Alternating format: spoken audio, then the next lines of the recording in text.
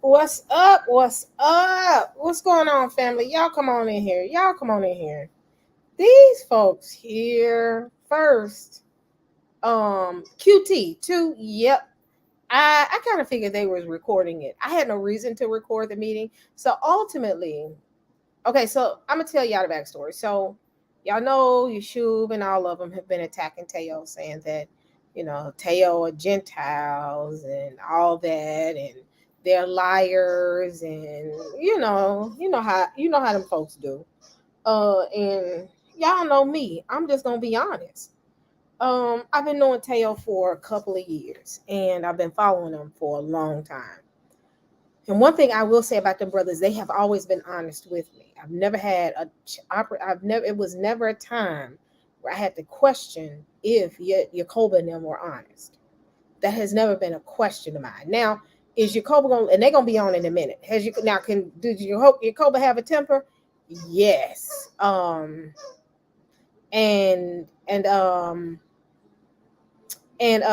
that's the main thing we cover. But as far as him being a liar, no. So one lie that they said that Yeshub never got on the call. Didn't I'm gonna ask QT, did Israel of whatever that guy named Hebrew of Israel say that this was their first video this week attacking Teo or coming at Teo? Tell me if he said that, because then that's a lie too. Because everybody knows they've been coming at Teo for a while. QT, did he say that? Because I kept going in and out and out, because I was okay. This is all been going on Berean's channel. So yeah, I was on Berean's channel and I was trying to get home. I got lost. I was in and off the train trying to find my way. Y'all know I'm new out here. But ultimately it was a video and Yakoba on YouTube. Okay, let me start over. So on Berean's channel, I think a couple of people from the Yap gang, whatever I said, gang, was trying to build a narrative that Yacoba is a Gentile and he lied about his DNA. I got on, and y'all, I did cuss a little bit, so y'all pray for me. Please pray for me. I still have moments like that. But ultimately, I got on defending the fact of, I don't care what they are. They have done more for the community than all of them put together. And I said, one thing I know is they're not liars. Jacob and Teo are not liars.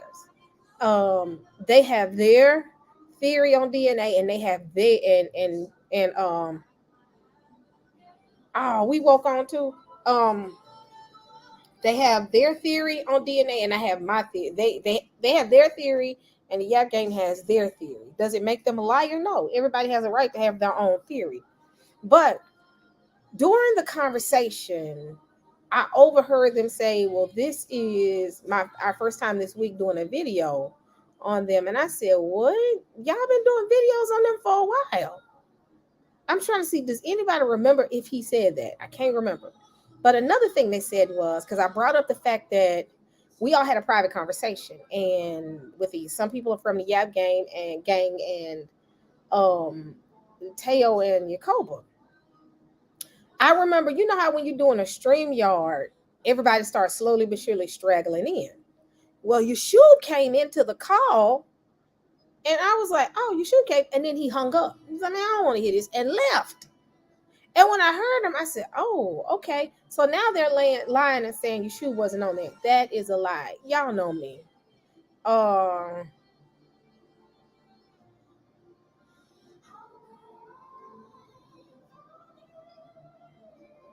Oh yeah, I'm sorry. But hold on one second. Okay, I thought my daughter was tapping for me. But ultimately, Yeshua did show up to the call and he left. Now y'all know me. One thing I ain't is a liar. One thing I'm not gonna be, I'm a liar. Now I might make some mistakes, but I know who got on that call. So now they're trying to say Yeshua wasn't on the call. We recorded it. No, you recorded the call. Did you record everybody coming into the call? And I asked him that. Israel, Hebrew of Israel wouldn't answer my question. Before you recorded the video that you supposedly recorded, did y'all record it when he first came on? They didn't do that, because I remember Yeshua getting on and then leaving. So y'all know me. I don't care anything about what people in Berean's chat say about me. They've been talking about me for years. So I'm not even worried about that. And it ain't Berean's fault. Let's make that clear. Berean is not a fault. Berean is doing what Berean does on his channel. That's his channel. He for that. That's just how he is. But ultimately they did not lie. The map was not a lie. I know the brothers. I know their character, if anything. I know their character, and they're not liars. Now, Jibo, whatever, how you do your name, don't come in here with that, because I'm not here for it tonight. I'm not here for it. I'm gonna answer your question. They did not manipulate a map. I know them. I know them myself. And again, I look at the character of how they've carried themselves for years. Liars, they're not. Now, your Cobra will cuss you out. We all know that. But they're not liars. Okay, Jibu. They're not liars. They're not liars, Jibu. So yeah, I just know them. I know them. So yeah. Okay, so what we are, I'm waiting for the brothers to come in. So ultimately, let me start over from the beginning. Today, the Yap Gang themselves, and they got on. Oh, I didn't send y'all the link. I'm sorry, Jacob and them, Jacob and Teo. Hold on, let me send y'all the link. I'm sending y'all the link now. Let me see. What am I? On Facebook. Y'all, when I say I just walked in the house, just walked in the house. So that's why I sound a little out of it right now. Just walked in the house. Okay, y'all, here's the link. I'm sorry, I forgot.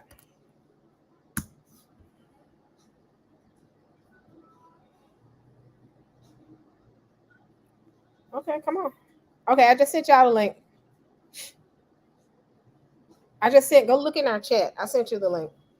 But okay, so the whole thing was this. Berean had a live, and like I said, the Yap Gang got on. And when the Yap Gang got on, they tried to spin the narrative like Cobra lied, they Gentiles. And I got up there and I mean, acted a little extra, y'all. Y'all know me, saints. Pray for me. Y'all know I don't mean no harm. Y'all know I do things in love. Y'all know I'm a little special, a little cray. But I went off. Hey, because I know them. I don't know the Yap Game. Yap Game ain't nothing but a bunch of young people that think they know everything. But ultimately, hold on. Here they come. Y'all can talk while I Yeah, get. Sister E. So the lion that's a coward, his name is Hebrew Israel. Now he had to change his name because we didn't destroy his first name. He's such a weak-minded individual and lack integrity. So the particular G haplogroup map that he was talking about, I got from Wikipedia. Now you know Wikipedia is always changing. Maybe they made a mistake and changed it to J, right? But when I got it, it said G. Now he brought this up like what 2 years ago when we Yeah. first discussed this stuff, and I told him that. And not only did I tell him that, I also showed him maps and where the distribution of the haplogroup G is in the Levant. Right now, as you all know, I don't even believe the Levant is where we're from. I don't believe it's Israel. So why would I manipulate it? And I don't even think that's our land. Now, make it make sense, please. Well, Right? to Sister E, we might be programmers. We're not graphic artists, so we wouldn't have a clue on how to manipulate and put them layers on and make it look just like the rest of the Wikipedia stuff, right? Yep. So, I mean, obviously, it was out there on Wikipedia. I mean, we first of all, it's not our character. There's no reason to lie. It is what it is. But they keep trying to play that because they're trying to create this false image that we're liars and manipulators when we pulled it straight from Wiki. Period. And we've been telling them that for 2 years. And so I mean, Berean gets in his little mental state where he loses it, and now he's going to war against us because I happen to tell him stop lying about the 400 years, right? So now he done lost his mind. Yeah, he so forgot his medication. That's why. Yeah, and so that's why he be hitting on the table all the time. Yeah, so that's why he gets people like Abu, who we told Abu from the very beginning, we're not talking to you, we talk to Israel. Abu keeps coming back trying to bother us, and we don't even teach DNA, but we gonna reveal what we believe is true and what you guys are lying. And so, I mean, the problem is, you know how the Mormon Israelites, they can go read a Bible, they could go and make it fit what they want. The people that want to make Indians be Indians, they can make the Bible say what they want. Same thing with Yeshua and them. They can make DNA say what they want. And the people that don't dig deep enough, they're going to believe it, right? Because a lot of people E1B1A, right? Let's say, at least in their family line somewhere, and they want to believe it. They want to believe it. But the reality is, Sister E, and as I've shown in my posts, and they're not addressing it, the foundation of this whole haplogroup thing is you are what your father is. I got a video of Yeshua answering Garfield about Adam and Eve and Noah and how all that, how their DNA works, right? And he said, okay, Shem, Ham, and Japheth are going to be what Noah is. But then he goes and says the rest of them, Abraham changed, and the 12 tribes changed too. Their DNA changed as well.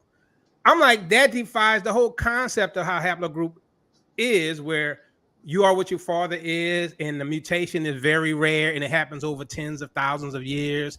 And really, from Noah to Abraham is only 400 years, right? So these kind of things we're putting out there, and a lot of people are not paying attention; they're not listening. So when they're reading those documents and they look like they know what they're talking about, nobody's catching the word likely, could be, might, theorize, hypothesize. No one's catching that. Yep. Right, when these guys are teaching this. And so when we expose that, they feel offended because they're going around saying who's a European and who's not. Look, one more thing. I got a video with Yeshua saying, reading about G haplogroup, trying to attack us, right? And in that video, in that article he's reading, he has J1, G, and R1B in the Levant, but yet he told Garfield, we're not in the Levant, so we're Europeans. But then he makes J and T European. Israel. You see what I'm saying? So, yeah. But yeah, he read on his own document that G was in the Levant. Which is what Yacoba taught 4 years ago. Exactly. And Sister E, can you show that video I put up right there? Yep. All right. And so let me play it. Oh, okay. So it's okay. Because so like what James was saying, he's giving a hypothesis as far as if Abraham was X, Y, and Z, he would feel like E1B1A and E1B1B, a mixture, would be what the Israelites were. Is that the point? Yes. Yeah, pretty much the downstream mutation from EP2 is E1B1A and E1B1B. So, but okay. So it's a hypothesis, as Yeshua said on my channel the other day. So I ain't gonna argue with a hypothesis. Yeah, and the Israelites would have been mixed up anyway. They would have had J, they would have had T, because there would have been an amalgamation. So why not Gorilla Hebrews R? I'm throwing that in the mix. Come on, man. I gotta save my brother, man. Come on. Hey, look, I gotta save my brother. Why y'all laughing, man? It ain't funny, man. Come on, man. I gotta save Gorilla. Man. Why It's not likely R1B played a major role in that region. They might have mixed, but I don't think they played a major role in the Levantine region.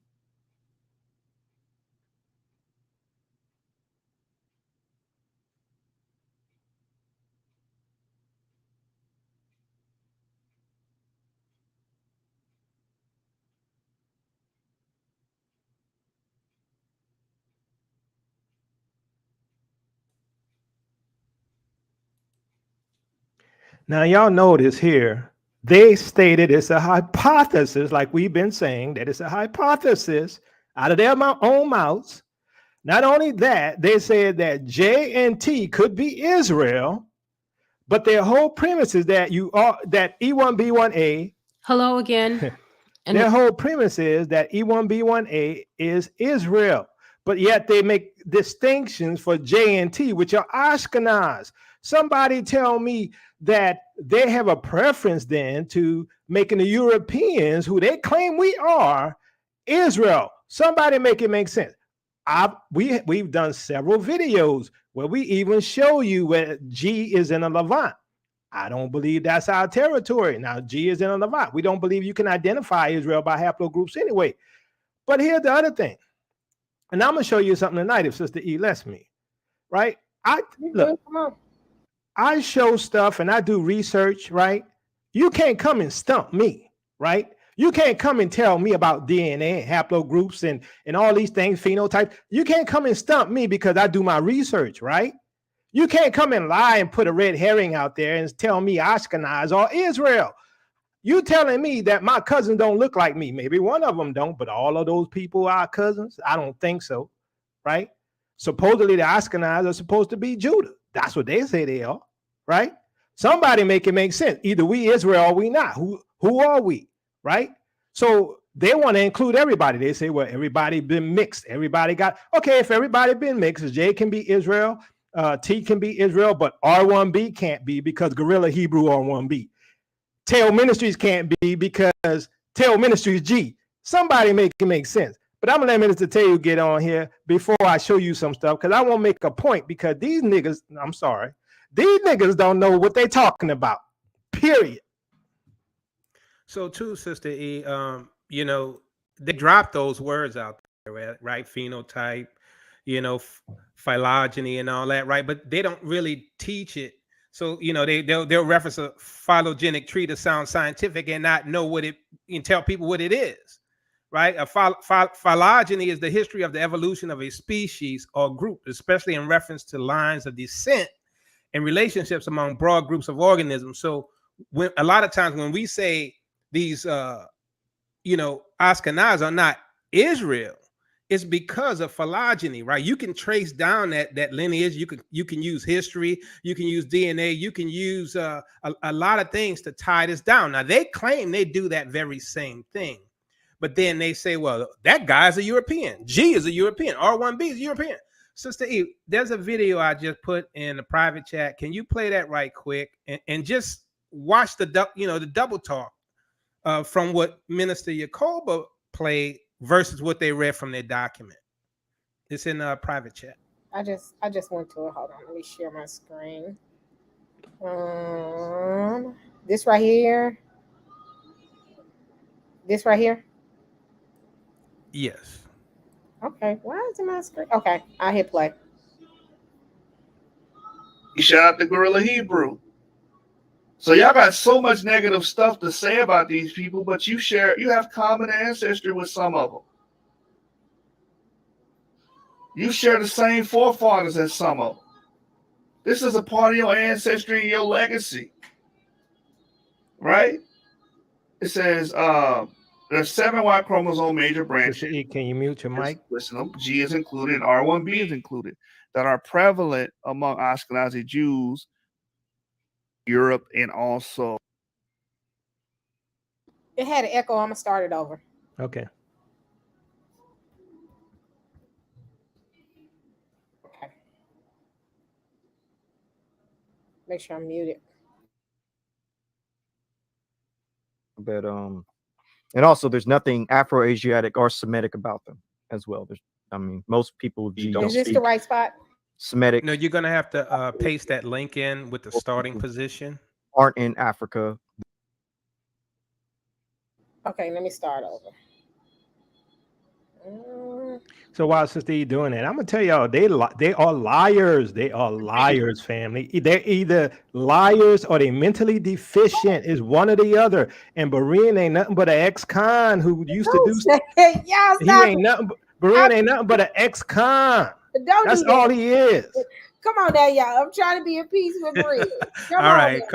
We gonna calm it down, Sister E. I ain't gonna fight Berean. I know you watching. Try. Well, look, Sister E, you know how Berean is, though. He get in his feelings, and then he wants to go to war, and then he uses these people as weapons, and he doesn't even care what they teach. He just know they're going to war against us, and he allows them to go to war against us, and he doesn't even care whether or not it's the truth or not. This is banging. He loves to bang, y'all. Come on, Berean, I know you're watching, my nigga. I got you. Don't be sitting talking about Sister E. Well, yeah, he a banger. He a banger. You know, we know that. He about them YouTube streets doing this. Yeah. You Better take that Prozac. Oh, stop it. Oh, look, I know he take Prozac. I'm serious. But anyway, go ahead, Sister E. But I know that they're liars because they tried to say that, and y'all may not remember this. I remember this. I remember when you know how when we first do our calls or our StreamYards, people start straggling in one by one. I remember when we initially had the call with Moore. You remember we were supposed to have the conversation. I remember a few people came in, but I distinctly remember Yeshub coming in and said, I ain't finna hear this, and got off the call. Now, all of a sudden, they have this proof and this evidence that Yeshub never came. You can cut it and twist it however you want to twist it, my bro. I remember that because I said, oh, Yeshub, here you go. And as soon as he got on, he's not my fist and hung up off the call. I was kind of happy he hung up because I didn't feel like his foolishness. Because if he would have started cussing people out, I'm ignorant. Just like he say he hood, nigga, I'm hood. Yeah, he ignorant, all right. 10%, I'm hood, baby. I'm 100% hood. And I know people on Berean channel watching, y'all loving the show. Enjoy. But did you see that one where Yeshub cursed Berean out for like 5 minutes straight? Woo! I mean, he was dropping every word he could put out there. But see, that's the thing. Let me ask y'all this: these Christian apologists out there, you no good Christian apologists, what you call yourself. I don't believe you're a Christian, but anyway, so Berean gets atheists on, he gets Kemet on, he gets Israelites on, he gets Christians on, he gets anybody that's anti-Israel on, and this supposed to be a place of discussion? No. How come the focus is always Israel? How come the attacks is always Israel? Then it's like, I rise with Israel. I rise with Israel. Well, you better watch Israel. You better watch your back because he gonna run over you. He rise with Israel. That's a two-faced brother I ever seen in my life. Y'all know I'm at peace with him. Let's remain at peace with him. I'm trying. He said something to me a couple of days ago, and it kind of got to my heart that I found out through the grapevine. He don't let nobody talk crazy about me. Didn't know that. Even told his oh no, he protects you. I've seen that. Yeah, he don't let that happen. Yeah, he even let his group of apostles know not to come at me, and I didn't know he did that. So shout out to Berean. I'm gonna protect you too, bro. Just don't do me. I'm just joking. But have no respect for Berean. None, Berean. You hear me, bro? No respect, because you ain't nothing but an ex-con manipulating. All right, people. Come on, let's get back to the video. We're gonna get back to the video. Okay, but let me say this one thing. When they tried to say Yeshub did not get on that call, y'all know me. Now I do at times with my memory, but a liar I'm not. I'm so honest to the point that people just like you didn't told your whole life on YouTube. I try to be very transparent and try to be very honest with people because it ain't got nothing to do with playback. I'm concerned that the Most High is gonna hold me accountable. So I am very honest. If you ask me a question, I'm gonna tell you the truth. So the thing is, they trying to make it seem like I'm lying. I said, wait, hold on. You're making it seem like I'm lying. Because you standing with us, that's why. Yeah. Sister E, I have a question for you. How long have you known us? About 2 years now, a little over? I've known y'all since 2000. Since I left Berean's channel, I've been knowing y'all longer than that, though. Yeah, 4 years. Yeah, it's about 4 years. So have you ever, since you've known us, caught us in the lies, found out anything about us we said that's untrue, that we got busted in, that we lied on anything? Y'all have never lied to me. Even, I'm gonna be honest, even when all the craziness was going down, y'all said, I don't want to be on, you know what? I ain't gonna talk about it. But when the craziness was going on, y'all was trying to make sure that the person was good because you're worried about, your credibility, because y'all very much so worried about, concerned about you being honest amongst the people, that you didn't want to be involved in a conversation we all had, the whole thing with Majors. But even with that, y'all were honest. Y'all have always been honest. I've never seen a time where I had to question your honesty. One thing I will say is you will go off on somebody, Jacob. Now that I say, Oh, I'm gonna go off on you. I'll cuss you out in a second. You Look, sure will. I'm old school. I will beat your A. I'm old school. Look, like I say, I ain't arrived. I ain't like you fake Christian. Y'all act like y'all don't get mad sometime and you want to be somebody tell sometime. I still want to be somebody tell. I tell you, I want to be somebody tell right now. But the Holy Spirit, the Holy Spirit gonna talk about hammers now. Yeah, he's gonna talk about hammers. The Holy Spirit keeps me from messing with y'all. And then you lucky y'all Israel. You know how many times I pull myself back because y'all Israel? You know how the old me would have handled business with y'all? Look, I don't go there no more because I understand that the system is against us and the system have us fighting against each other. And some of y'all are agents working for the government. Yes, I believe that because y'all don't make no sense to the way y'all roll. Well, look how much time for these past few years Abu has been putting in going against Israel. And I mean, he's not an Israelite. He's a Catholic. He's a Jesuit agent, more than likely, right? It's almost like it's an assignment for this brother because he has not disappeared from the face of the Israelite community, even though we have no tie to this guy. So I will say this much: we got some people here saying they ex-con, so we don't dislike ex-con. No, we know. Yeah, I mean, our people got caught up in the system. Yeah, there's respectable people who are ex-con. Everybody got ex-cons in their family. I'm saying the fugazi type, right? The ones who manipulate. He tells you he a fugazi. He's the kind that hang around the little big muscle guys and be the little yes men around there saying, yes, sir, can I do this for you? But he be the same one who would be a Judas and stab you in the back. I'm talking about that type of ex-con, bro. Yeah, we got ex-cons in our family. I mean, you know. I got plenty of ex-cons in my family. Yeah, we black. Who don't have ex-cons in their family? I got a lot of them niggas. I got more niggas in my family that ain't more niggas that was ex-cons that ain't ex-cons. Look, we from New Orleans. What you think? But look, this system gets most of us hung up and caught up in it. So hold on. Ain't no hate on that. Let me tell you something, G-Boo. Ain't nobody talking about Berean, and we ain't doing that. And so stop it, bruh. Stop it. So I have no respect for them Christians over there. None. They all hypocrites. They master hypocrites. I'm sorry. Hypocrites. You already know. I know y'all don't too much care for them. I'm already I'm on their hit list. Already on their hit list. Too much care. So anyway, Sister E, I wanted to show some more stuff to show how you can read from a paper. Play my video first. Yeah. Play his video. Yeah. Okay, hold on. Ooh, it just follows up on what Jacob had played earlier about G and all that. And B shot. Okay, so I'm finna share the video. I just hate liars, family, and I hate people who misrepresent what you're saying. When you have videos for what you say, I can't stand that. Same thing like with Alton Johnson. He's such a hypocrite or something wrong with his mind or something. Because I'm like, we got all this evidence about the 400 years, and he misrepresents all of that. Oh, y'all have the money, y'all blah blah. I'm like, oh, please, come on now. These people make me sick. But you got to look at it too. This is what I'm seeing. A lot of them sharing, what's going on with Shub and all of them, because ultimately, y'all are a problem. We've all been a problem, and anybody that can attack us, if it be just somebody from the Israelite community to come at us, they're gonna cheer. I got in the chat. They was happy that I cussed, and I told them, I said, I don't have nothing to hide. I told Saints I cussed, and I have to catch myself when I get mad and then catch my mouth, because my mouth will fly, and that's something I'm a work in progress. I've never professed to be. Say, Sister E, do you remember when they did the video about me when I cussed on the Orthodox Moor? Yep, and that's why I talked about Moore. I said Moore set him up, and they like Moore don't say yes. Moore did. But where that video on your shoe? But not only that, Yeshua cussing, but then we got Berean cussing. He took the video down. We got Berean going off like a sailor.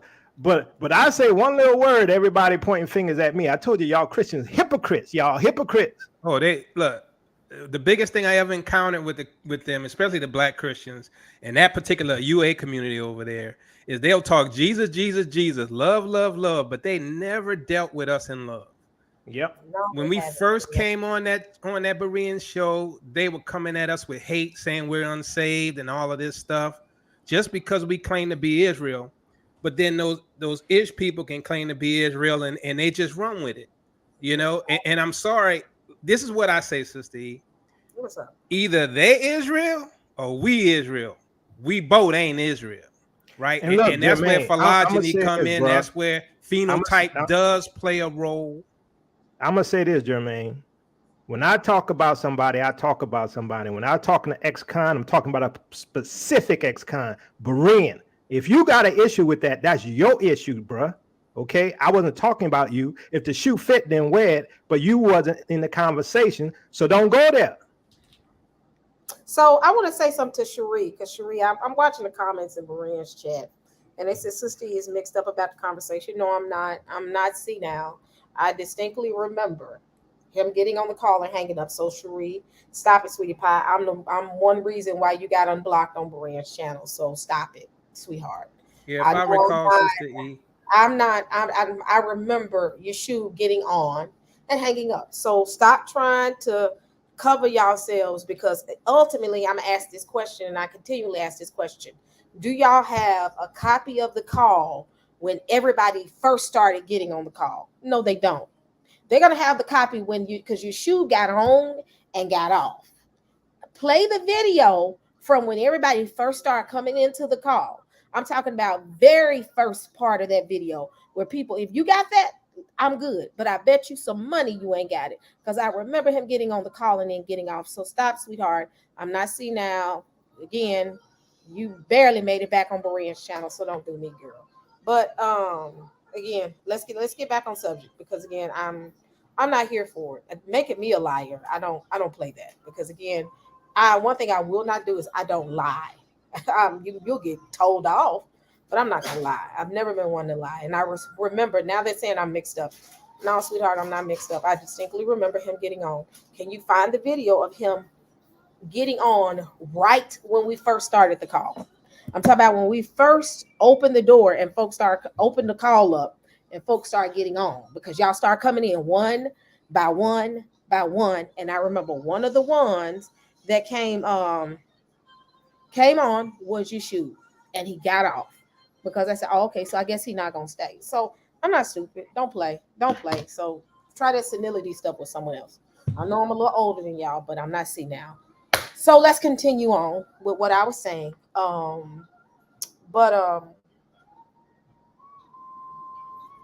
let's continue on. So you want me to play the video? Yes. All right.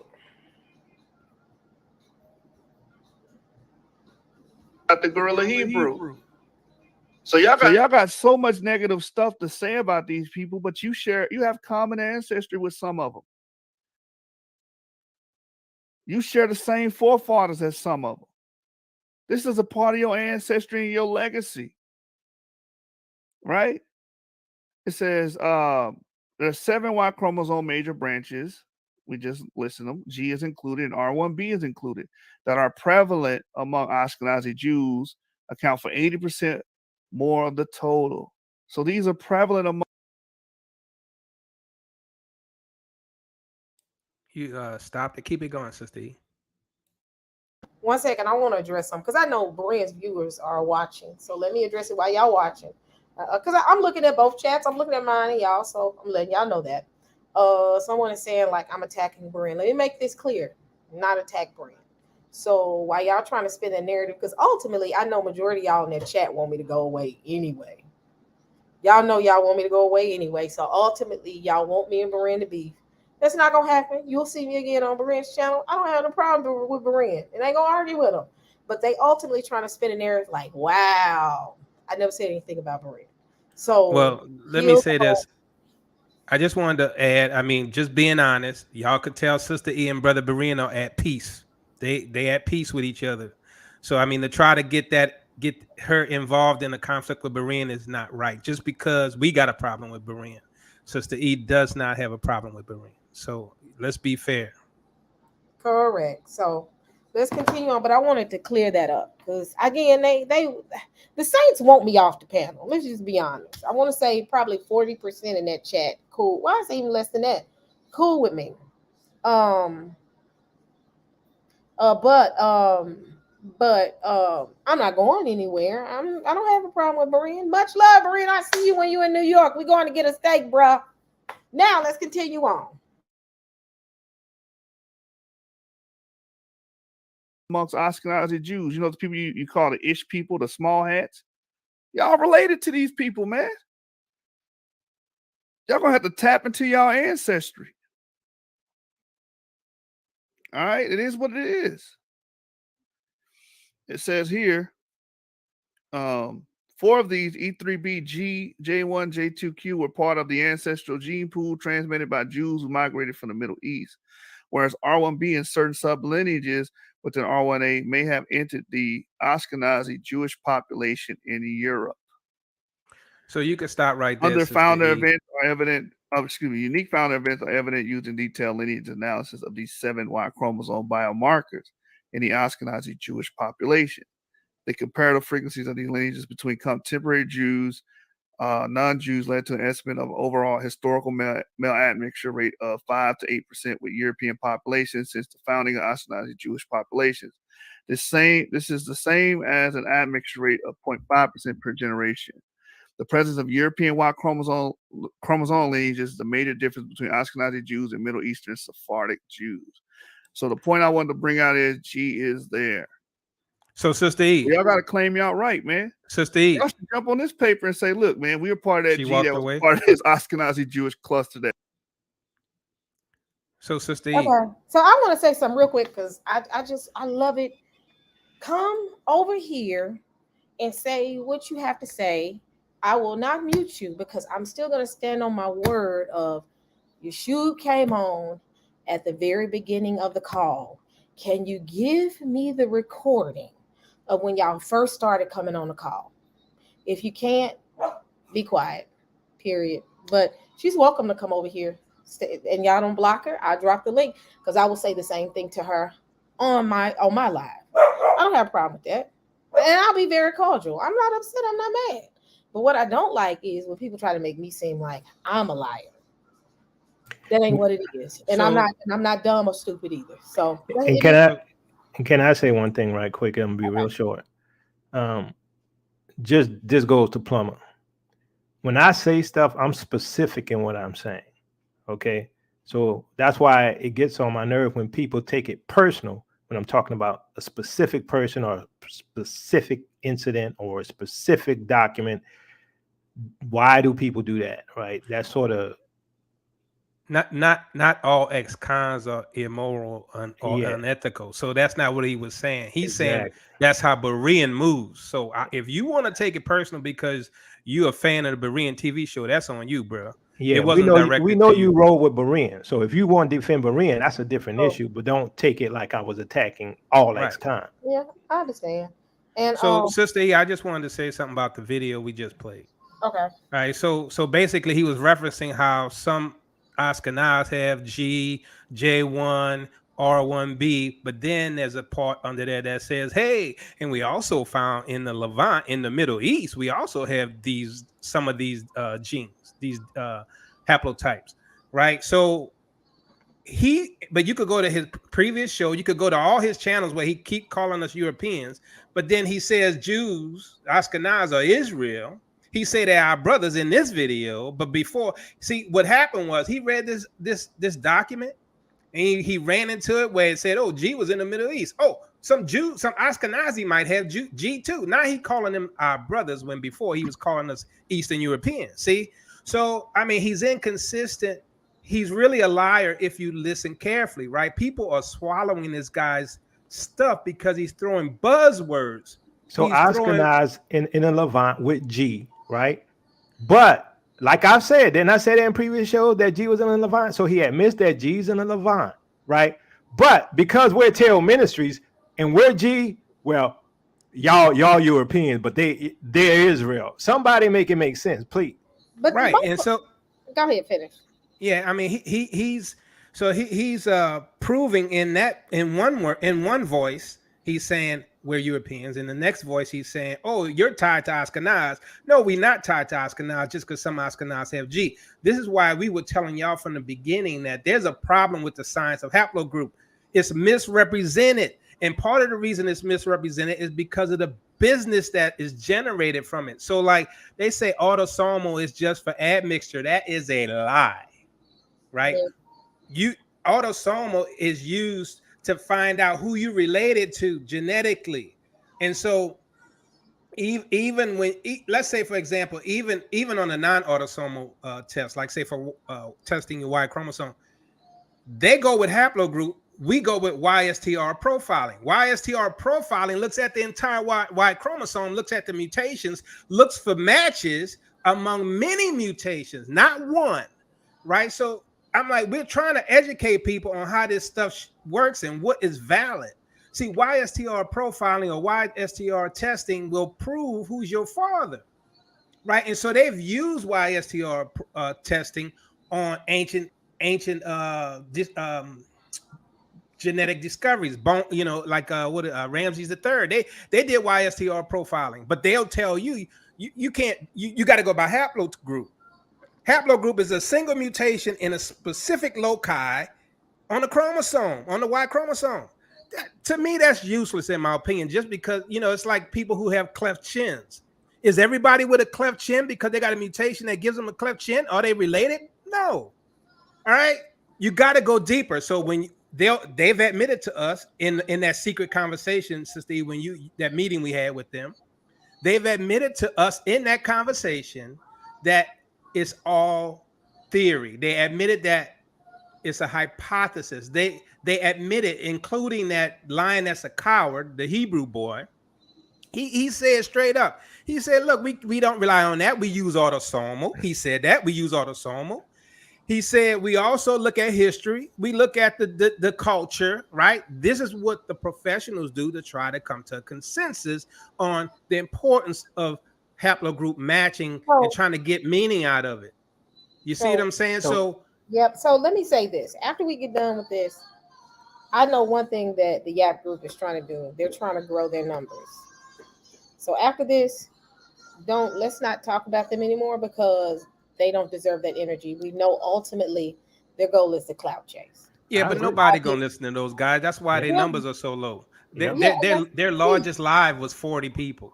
And they only get streams when they talk about Israelites. Because that's the only reason they're showing up on Berean's channel. Because last I checked, Cherie talks about Berean on one side and then goes on the Berean's channel and play like she's a part of the group. It's been numerous times she'd have been in this chat, talked about Berean's chat and talked about Berean and laughed in the chat and then run over. Even Berean knows that she jumps in and out. Yeah. So she's not trustworthy. Everybody. So I want to make a final comment, and this is the last thing I'm going to say about it. So Jermaine said, you said it like because he was an ex-con, he couldn't be trusted, not ex-cons live, bruh. Look, bruh, if I said you, I would have said you, Jermaine Howell. That's what I would have said. I said Berean. Why? I know Berean's history. I know why Berean was in jail, bruh. Wait, hold on. I know a lot of stuff about Berean. I don't even. He's not gonna reveal it.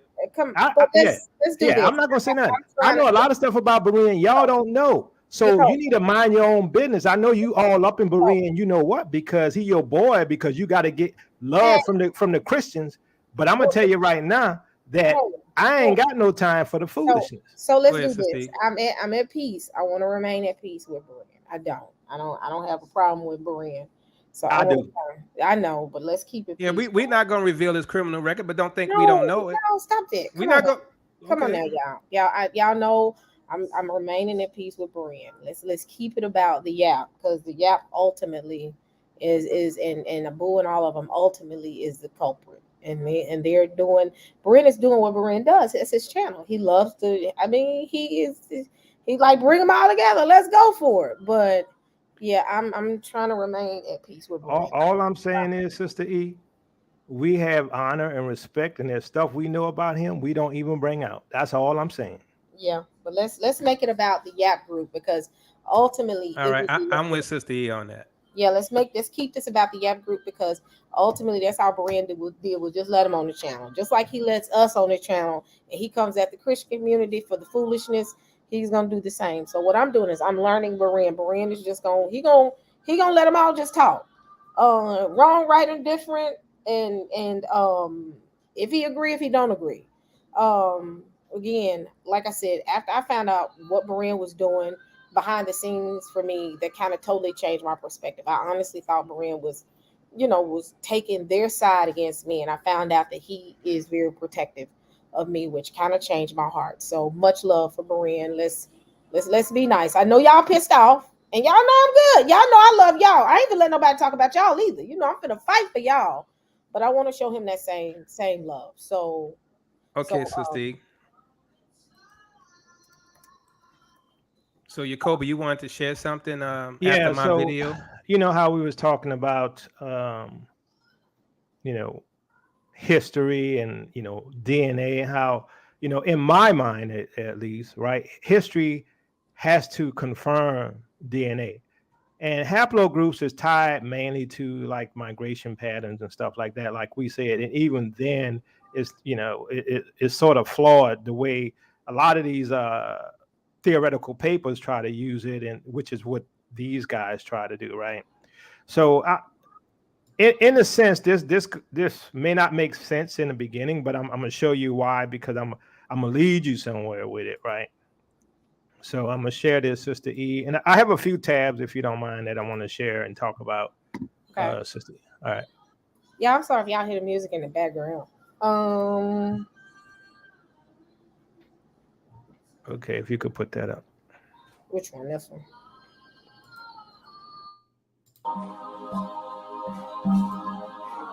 I'm a mute it because I don't want YouTube to I don't want YouTube to hit you. Just read the subtitles. Read the subtitle.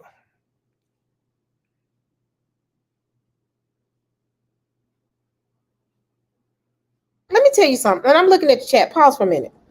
Okay. I'm looking at the chat, and they constantly making it seem like it's obvious they don't want me on Berean's channel. And I'm not going anywhere. I don't have a beef with Berean, y'all. So stop it. Y'all know y'all want me off the channel. Be nice. I ain't going nowhere. Y'all see me next week. So, Sister E, is that happening on Berean's chat or your chat? Yeah, they doing it in Berean's chat, making it seem like I'm coming for Berean. I'm like, I'm not coming for Berean. I don't like the liars that Yap group is. They're a bunch of they need to be honest. It's not Sister E, it's us. We honest about how we feel about Berean, but Sister E loves Berean, Hey. I don't like them. I'm honest about it. I know you don't, but come on. I don't like two faces. But anyway, read the subtitles here and why. I'm gonna make a point.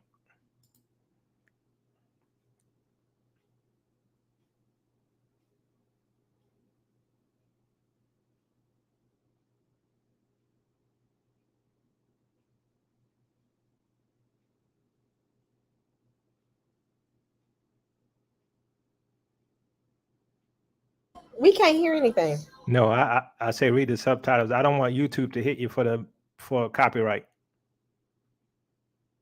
That's why I had the subtitle. Just read the subtitles. It's in French anyway, so.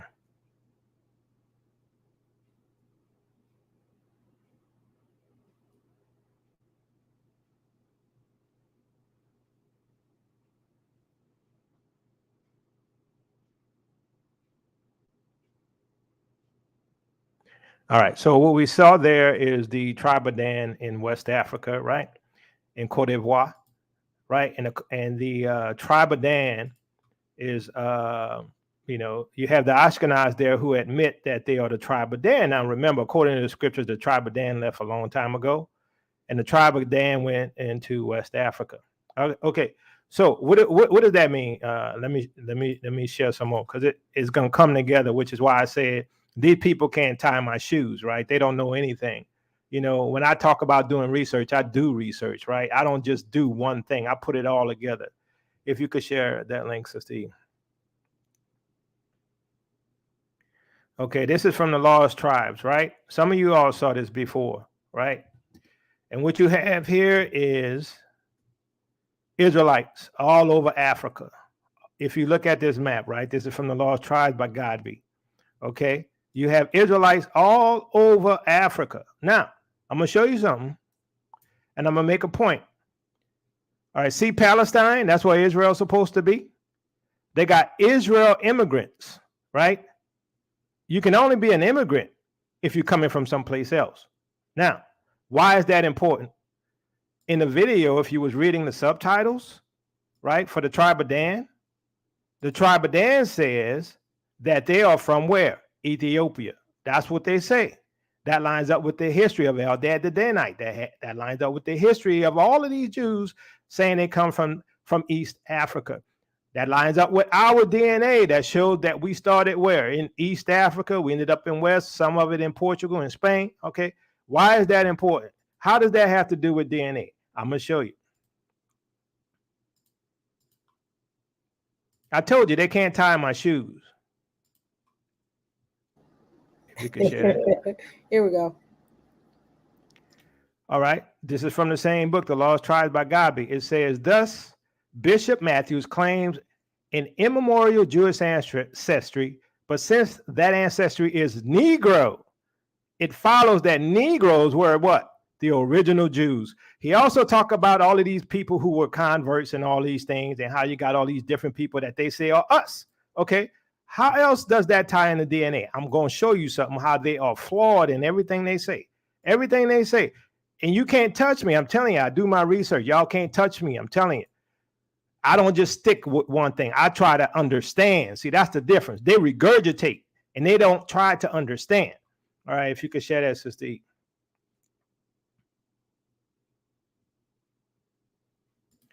So this is from Blue Letter Bible. This is foot, right? Play it for you. Y'all know what this Strong's is in the Bible. H 6316. Poot. All right. A descendant of Ham. Okay. He's a descendant of Ham. Why is that important? I'm going to tell you why it's important. Told you y'all can't mess with me. I got all the evidence. I got all the receipts. Y'all can't mess with me. Y'all can't touch me. I tell you that. If you could share that, Sister E. Okay, haplogroup EM2, well, E1B1A, EM2, and EV38. Historically, the terms E1B1A and EM2 were what? Used interchangeably for some time because EV38 was discovered later and EM2 is so numerous within E1B1A. This naming convention proved hard to break, so E1B1A and EM2 are still terms that are loosely used to refer to what? Each other. Why is that important? I'm going to show you why it's important, because they say that E1B1A is Israel, but then they say J can be, then they say T can be, but then G can't and R1B can't make it make sense. But I'm going to show you something. Let's stick with the idea that E1B1A is Israel. If E1B1A is Israel, then you're going to have to say, well, let me get there before I even say it. See, all the evidence we always bring out, they act like we never brought it out. They ignore it, right? If you could share that. This is from the same book, The Lost Tribes, right? It says, put a foot and the Fulas. So according to Godby, the Fulas or Fulani or put, descendants of Ham. The part played by the ancient people, Somaliland is spreading elements, set exilic Yahwism, right? Judaism, whatever you want to call it, Yahwism, remains a matter of 017 or whatever. Somaliland is the put of foot in the Old Testament. In Genesis 10:63, right? Or 1:8, foot is a what? Son of Ham, a Yassel of Egypt. Now, the Fullers are pushed across, if you got to read the whole thing, pushed across Africa from Somaliland, Senegambia in the lower region, and very tradition. I should have got the text version. It's better than this one. That are descendants of foot. So according to him, the Fula are descendants of foot, right?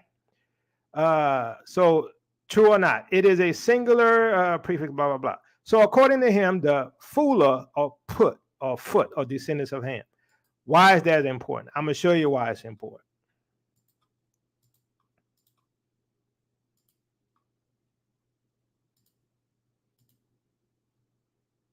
Sister E.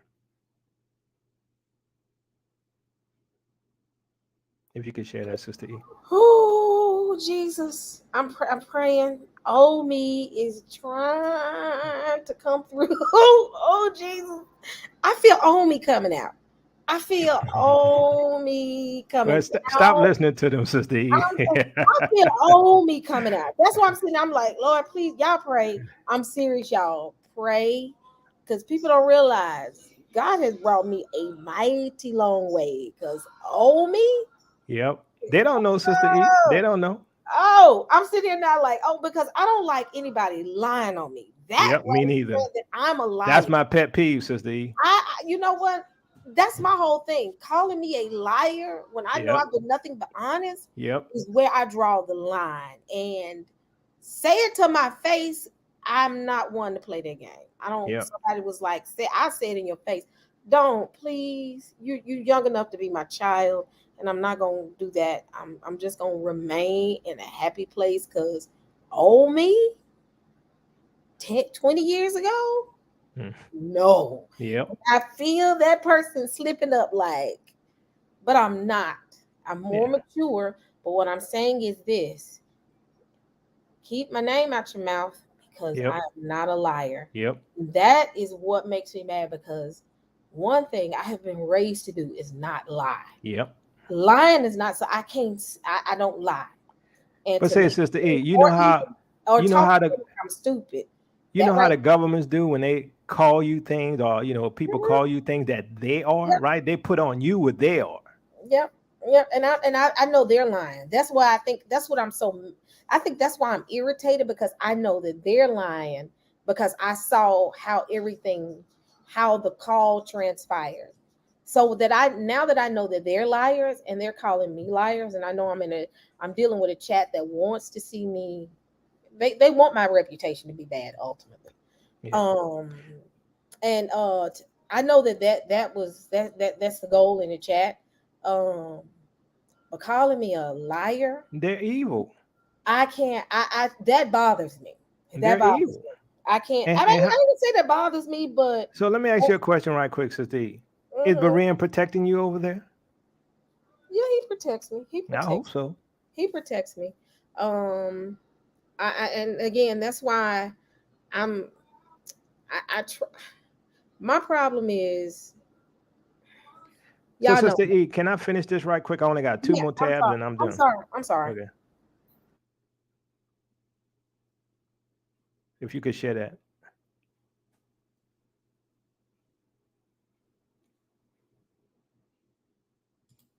Okay, so this is EM2, right, which is tied to E1B1A, right? We see some of the Israelite tribes here as well, right? E1B1A, high percentage. But who else? Fula. Fula is 73% E1B1A. Now, according to Godby, Fula is foot or descendant of Ham. So are we saying then that E1B1A is Ham, right? Are they Ham? So one last thing, and that's it. Okay, Sister E.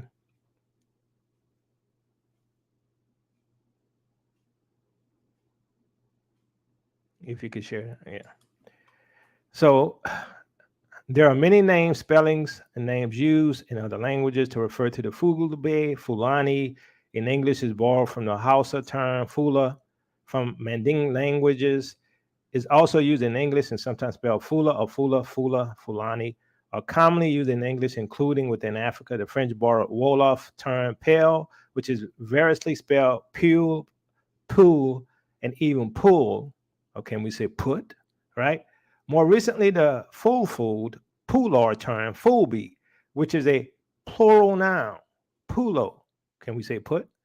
Which is gaining popularity and use. In Portuguese, the term fula, futafula are used. The terms fulada, fulata, and fulada are of Kunori origins and often the ethnonyms by which Fulani people are identified by in parts of Chad, Sudan, and Somalia. So the reason why I showed this is because according to Godby, right, the Fulani are the Put, descendants of Ham, and they got a 73% E1B1A. And this what Minister Teotw was telling you, a lot of Africa is E1B1A. Does that mean you're Ham, or does that make them Israelites? Somebody make it make sense. I'm done. I got one more thing to say. So they keep saying bring receipts. I'll say this much about our conversation. My goal when we all had that conversation, and I'm gonna stay out the chat, but my goal when we all had that conversation when you shooting them was never to record the conversation because my intent was to bring peace in the community. Their intent was a little bit different because they recorded it and saved it for an opportunity to do things like this. So no, I do not have receipts. I do not have proof because that was never my goal or my intention to record it to ultimately trip y'all up, because I had good intentions to bring y'all together, to bring peace in the community. Y'all had other intentions. Y'all recorded the conversation in hopes that one day you can possibly use it as far as receipts. Receipts, when you have good intentions, you don't come with the intent of bringing receipts. I came with the intentions of bringing peace in the community. So ultimately, they were playing a game when I was being genuine and honest. That right there makes me mad too. So Cherie, no, I do not have receipts because that was never in my intent to have have a conversation with you all and Yakoba to record it, to bring y'all down. I did it because I wanted to bring peace to the community. I saw that my community were coming at odds with each other and they were fighting amongst each other. And I wanted to bring peace. So when my intentions was to bring peace, I'm not looking to record and trap anybody. I'm looking to bring us together so we can at least have a civil conversation. But I do know he got on that call earlier. So, little girl, let me tell you something. I don't have receipts and I'm good with it because I know where my heart was. My heart was to bring peace to my community and get them not to argue amongst each other and take it offline and have a conversation. So because I was not trying to trip but bring us together, no, I do not have receipts and I'm at peace with it because I know my heart. Y'all better be careful because y'all lying on people. And the Most High revealed it. I'm done. So, Sister E, I want to ask Minister Teotw a question. So, Minister Teotw, if according to God the entire continent of Africa had Jews, our DNA show where the Jews say they came from, which is the Ethiopia area. Some people say as well the Haplogroup shows up in the Levant that they believe to be Israel. We saw some black folks, we showed the video, who were in what we call the Levant in the early 1920s, right? And so all of these Jews are all on the map, God's beat map, nothing but Jews over the continent of Africa. Our DNA shows up in those areas, same tribe, same as Sister E, Limba, all this stuff. Our DNA show up where the Jews were in Portugal and Spain, right? But we not Jews. We not Israel. Somebody make it make sense. Well, I mean, you have to, when you're studying DNA, right? It's not really a hard fact science if you're really being honest. Yeshub and Abu, they're not honest, right? Because they make it sound like it's mathematical, like 1 + 1 = 2, and that's it. That's how they teach it. That's why he goes around boastfully saying who's European and who's Israel. I mean, I did a video a couple of months ago showing Yeshub's own words saying that the Jews are not the people of the book. And then about a month or two later, he did a video saying that the Jews are the people of the book. Okay, so he contradicts himself, but in both of those videos, he talks in a way like he's the expert. You know, he's not in error. Everything is exactly as he says and interprets it. And that's how he presents his videos, but he actually contradicts himself if you look at his videos. Okay.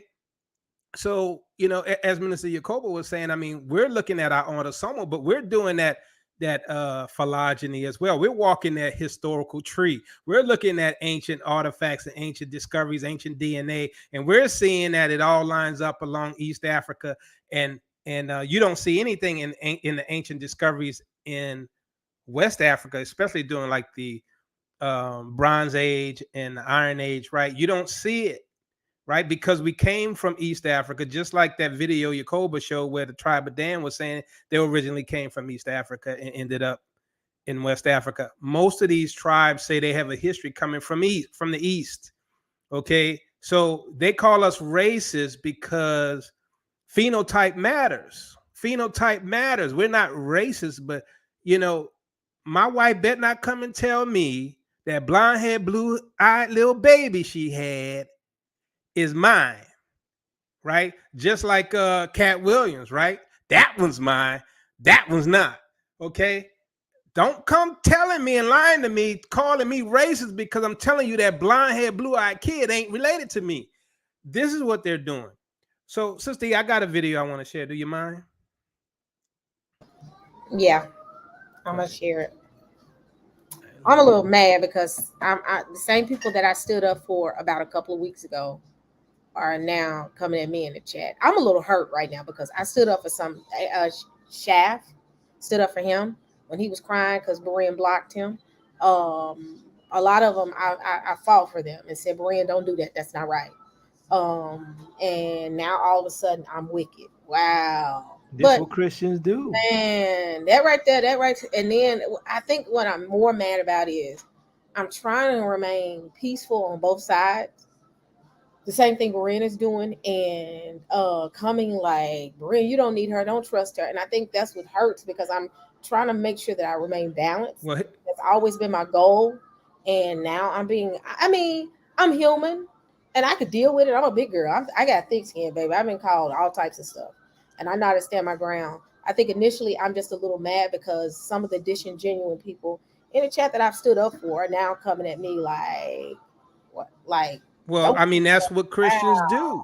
I mean, we grew up in that world, and the one thing they do to us is they will use those scriptures to keep us in check, but they don't use those scriptures to keep themselves in check. And so they can treat us however they want. They can disrespect us however they want. They're not responsible. Why? Because they're under the blood. So they can disrespect us, they can lie on us, they can break the laws and say they're going to enter into Yah's kingdom.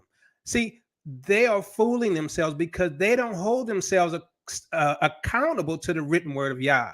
And really, that's what a lot of the camps are trying to explain to them. Y'all not holding yourselves accountable because you're hiding behind grace. But while you're hiding behind grace, you're committing adultery, you're lying, you're stealing, you're robbing. This is who they are, right? So, I mean, they could talk sweet all they want, but this is their history.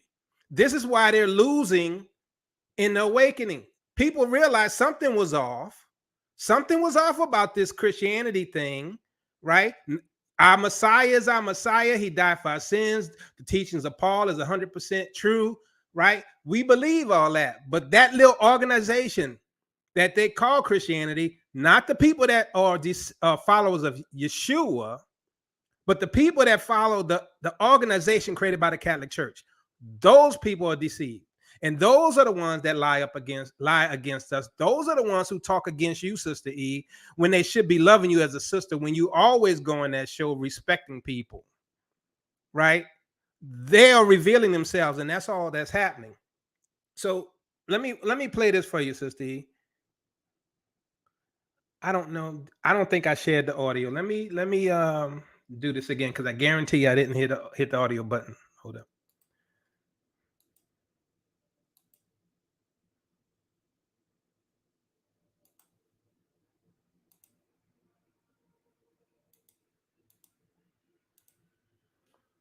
Okay, I'm ready, Sister E. Hold on, man. What's funny is me and Berean are talking back and forth on the chat. You told me to hit you up, Berean. I'm gonna call you soon as this over, my dude. I ain't got no problem with you. These rusty folks in this chat though, like they cause a mess, Sister E. That's what they do. So when we get done, my bro, I'm finna call you when we get off this call because I'm not finna. I ain't finna do this because again, I'm here for peace, but I'm not for liars. From Shay to Cherie to all of them, because Cherie goes from one chat to the next. One chat to the next. She does. One chat to the next.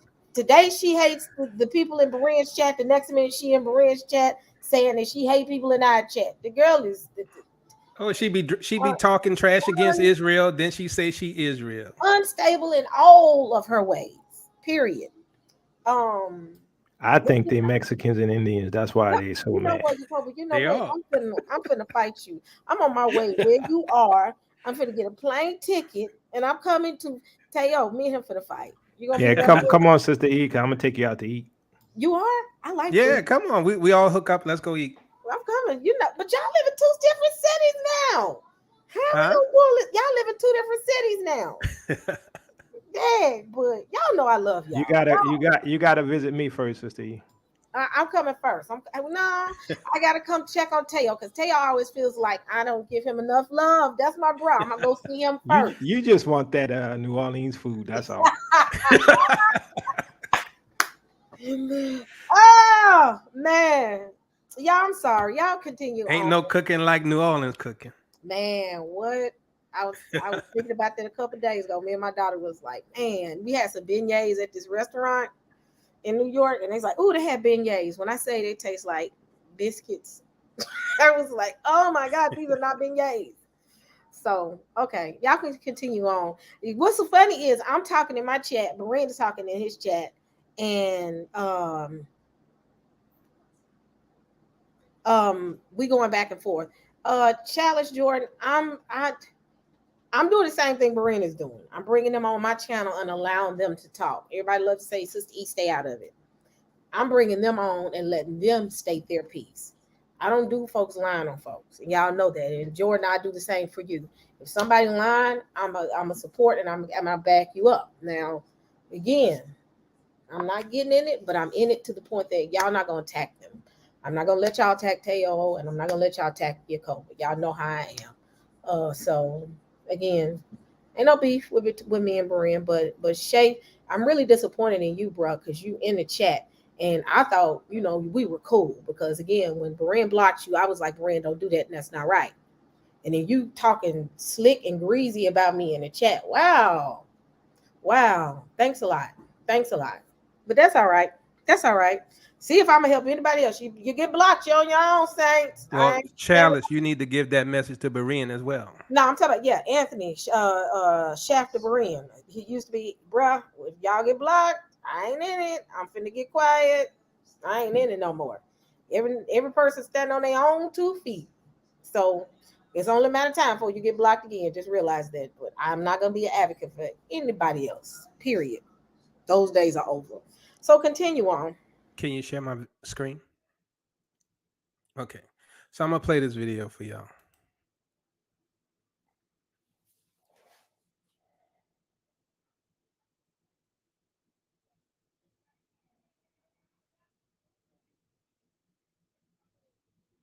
Did you hit play?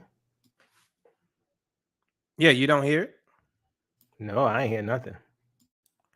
I know I clicked that link too. I'm gonna let Sister E play it. Well, how am I play it? I'm gonna give you the link in the private chat. Yeah, private chat. For some reason, maybe I have an audio problem. I think. Let's see. Okay.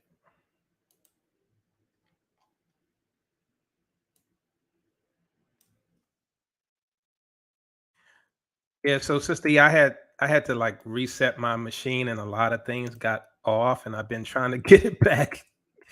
So I guess something's off with my audio. So could you play that video I just shared with you?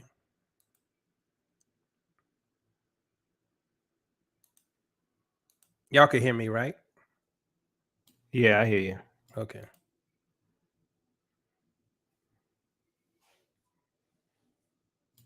That's right, y'all, son. That's all they do. Israel, Israel, Israel. They don't talk about Christ. One Israel, Israel, second, Israel. y'all.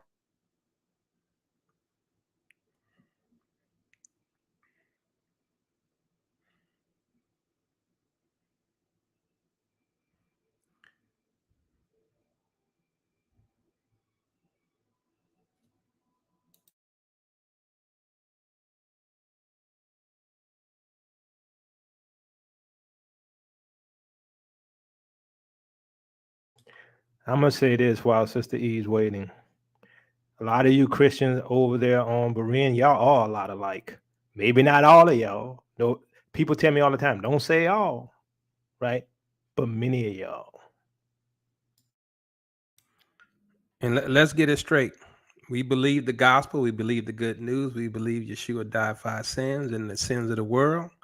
So all that other stuff in between that y'all created, y'all need to bring receipts. Here I come. But yeah. So sister, play that video. Thank you. This video right here. No, I pasted in private chat the most recent one.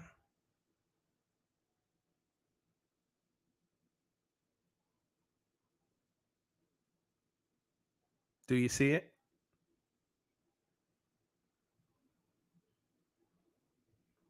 Sister E, I'll share it if you could take that down. I'm doing it now. I'm doing it now. Okay. I'm doing it now. Hold on. Right. I'm having issues. Hold on.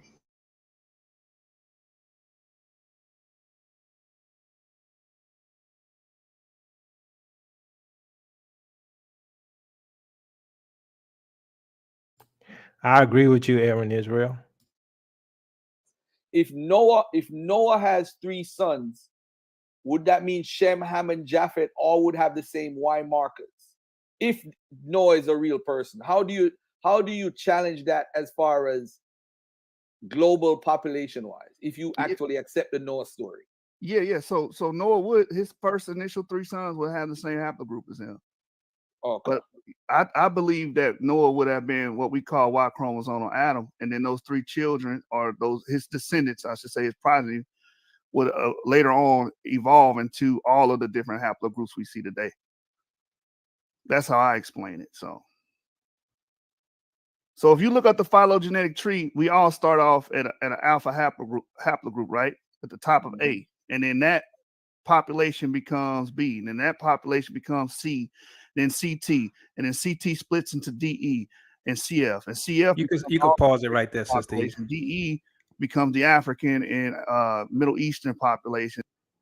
So I want to point out that, he said that, well, did we get to the part where he mentioned the 12 tribes? No, he didn't mention that, right? I don't think so. I think we maybe need to go a little further. Okay. Continue. Yeah, he didn't mention it. Yeah. Hold on. You want to play it? Yeah, continue. And AB is like Paleo African.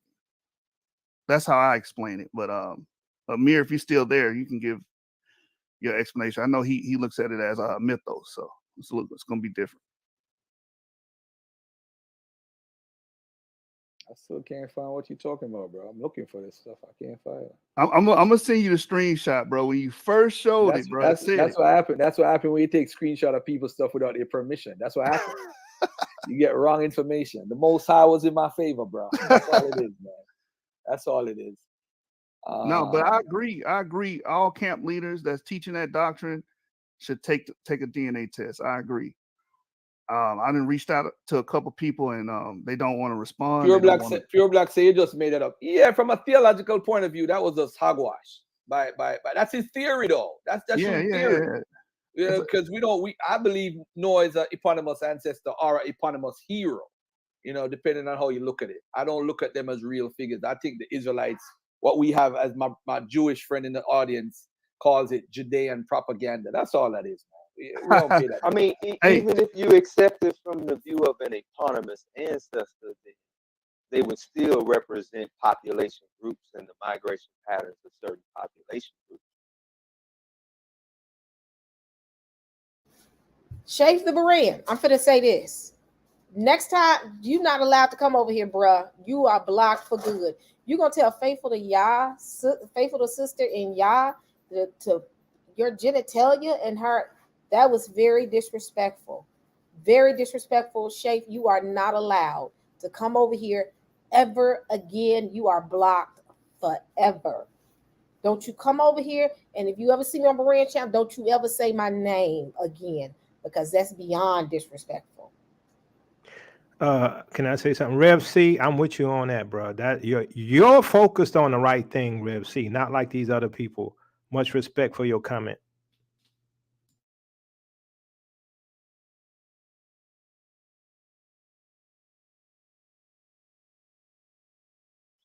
So it don't really throw that narrative out of line. Actually, it does, because remember, if you're writing from way after, go ahead. Because what I'm saying is like when we do it, we find an event in the archaeological record that can represent what we're talking about, like the flood. So when you see the last glacial maximum and you see the migration patterns of humans after the last glacial maximum from the refugee events that was there, it does pretty much align with what the Bible is explaining, even if you view them as just eponymous ancestors, because they still represent population groups. We see these population groups that move into Europe, they're all related. We see the population groups like Paleo-African, they're all related. We see in the Middle East and some in the Far East, like Haplogroup E. They're all related to each other, so they come from common ancestors. You see these 3 primal nodes that would represent these hypothetical or eponymous ancestral sons of Noah. So, I mean, I think it does line up with the Bible. It's just if you look at it from a fundamentalist or a literal standpoint, then you have issues. All right. So you're saying that within a small time period between, say, 3000 BC to 1000 BC, you have mutation within genetic markers that move that fast within that time period. Because you're saying No, sir. D and E and all these people. But hold on a second. Let me try to talk about this like a 5-year-old right now. So you're saying that the Noah story, if you take it literal or don't take it as literal as a fundamentalist, you can use genetic markers to show that people are migrating and moving in that limited time period, or you're saying go back more and you could see people moving around. What are you saying? I'm saying like for instance, when I said the last glacial maximum happened between a window of like 125,000 years ago. You know, there's the last glacial event, right? So this is a long, expansive periods of time on the secular timeline that we're talking about, but the migration patterns align with where Genesis 10, which gives the migrations of the sons of Noah, they actually align with them, and that all the people that go to the areas outlined are genetically related to each other through a primal node, like CF for all the people who went into Western Europe and were in Central Asia, like the sons of Japheth did, or DE for those that were in the Near East, like the sons of Shem. Where's the native? Let me ask you a straight up question. Where's the Native Americans on the table of nations? The Native Americans are descend from an F lineage. So no, I'm asking you. Where would they be on the table of nations? Where would they be on the table of nations? Oh, the sons of Jacob. All right. So where would the Australians and the New Zealand people be? Those with haplogroup C in Australia, those who descend from CF lineages would be the sons of Jacob. You know the biggest hiccup for an African American claim in the Bible? You know the biggest hiccup is that this area is not in the mindset of the writer. The world view, listen to what I'm saying. The world view of the person who is writing the Bible is actually, you're correct, is in the table of nations, is in Shem, Ham, and Japheth. So if you look at that picture, it don't include South Africa. It don't include West Africa. It don't include Central Africa. It don't include Northern Europe. It don't include all of Upper Asia. It don't include Iceland. Hold on. All of Northern Europe. Hold on a second. I'm gonna show you the map in a second. I'm gonna put it on the screen. It don't include the Native Americans. It don't include South America, North America. It don't include this part of the world. No one.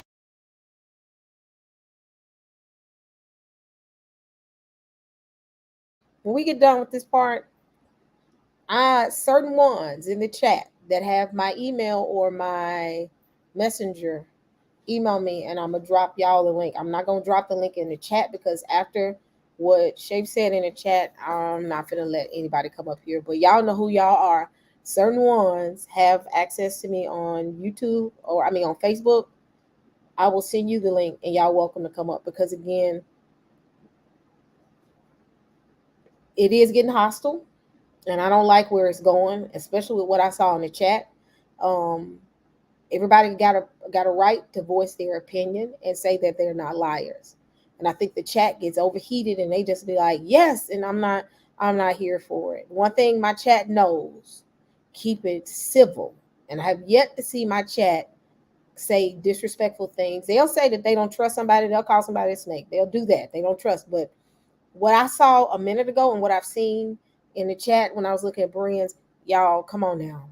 Come on, y'all. We don't do this in this house. We try to keep it PG in here. At least PG-13. But certain one of y'all know, the ones that I'm cool with, and you know who you are. You're welcome to come up here.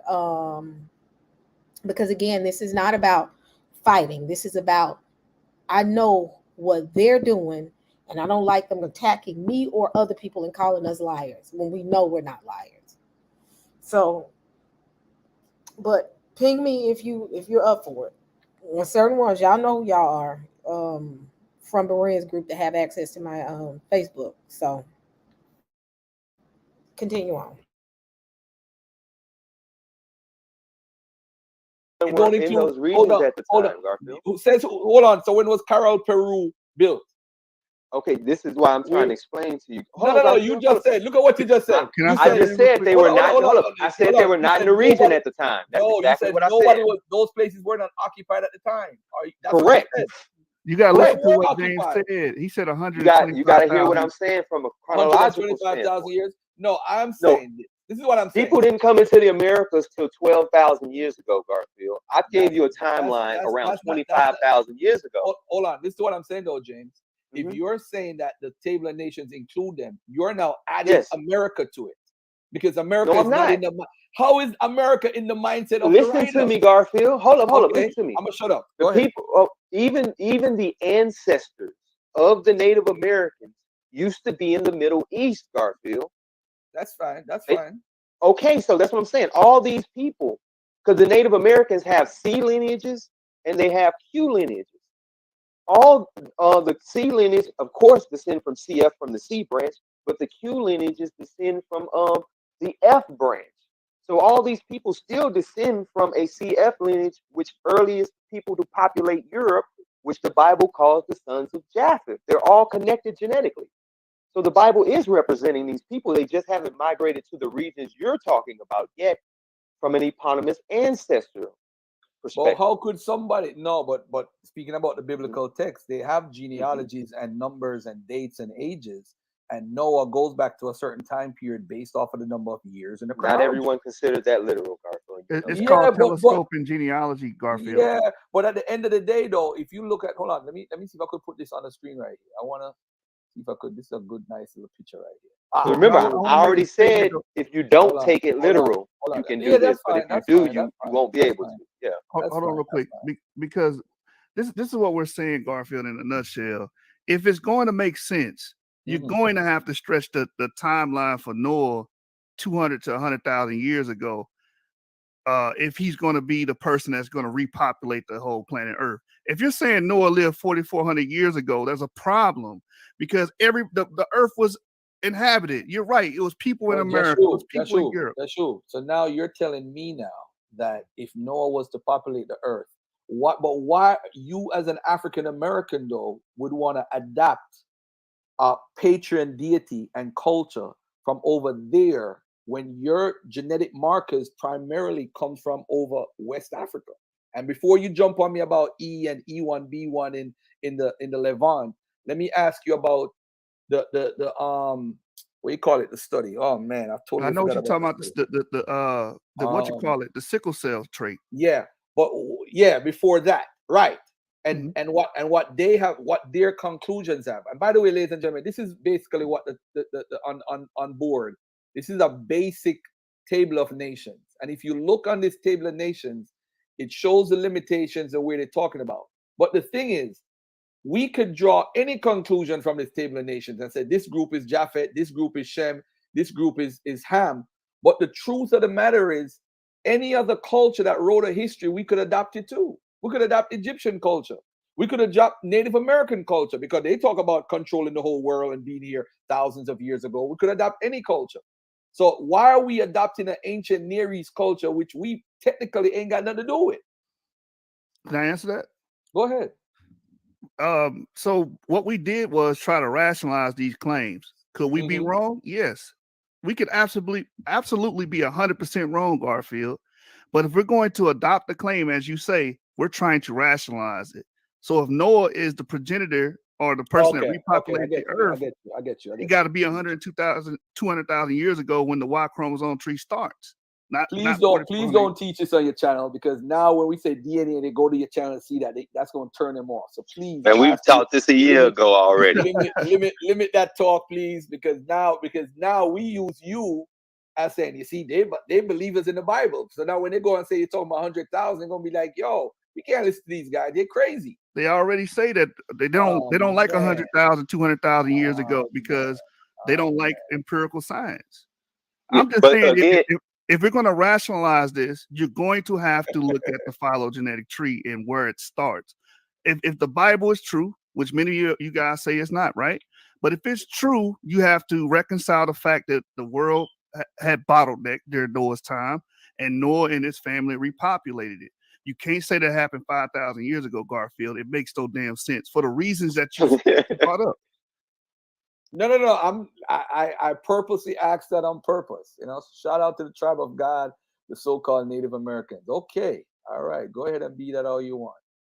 All right. And by the way, do you guys claim to be a tribe, member of a tribe or anything, or you just claim to be Israel? I don't claim a specific tribe. I don't. All right. What about you? I don't necessarily claim to be Israel, and I'm gonna tell you what I mean by that. Is we could be absolutely wrong about that, but we're saying that maybe we had a link to that land, and we're trying to find evidence, and we're presenting evidence to support that claim. We're being honest scientists here, right? Sister, we can stop right there. Claim, that's how we have to go about doing it, and that's why like a lot of Israelites don't like me, man. Oh man, I think Sister, I like you more today. I'm coming. I have to grab my dog. Hold on.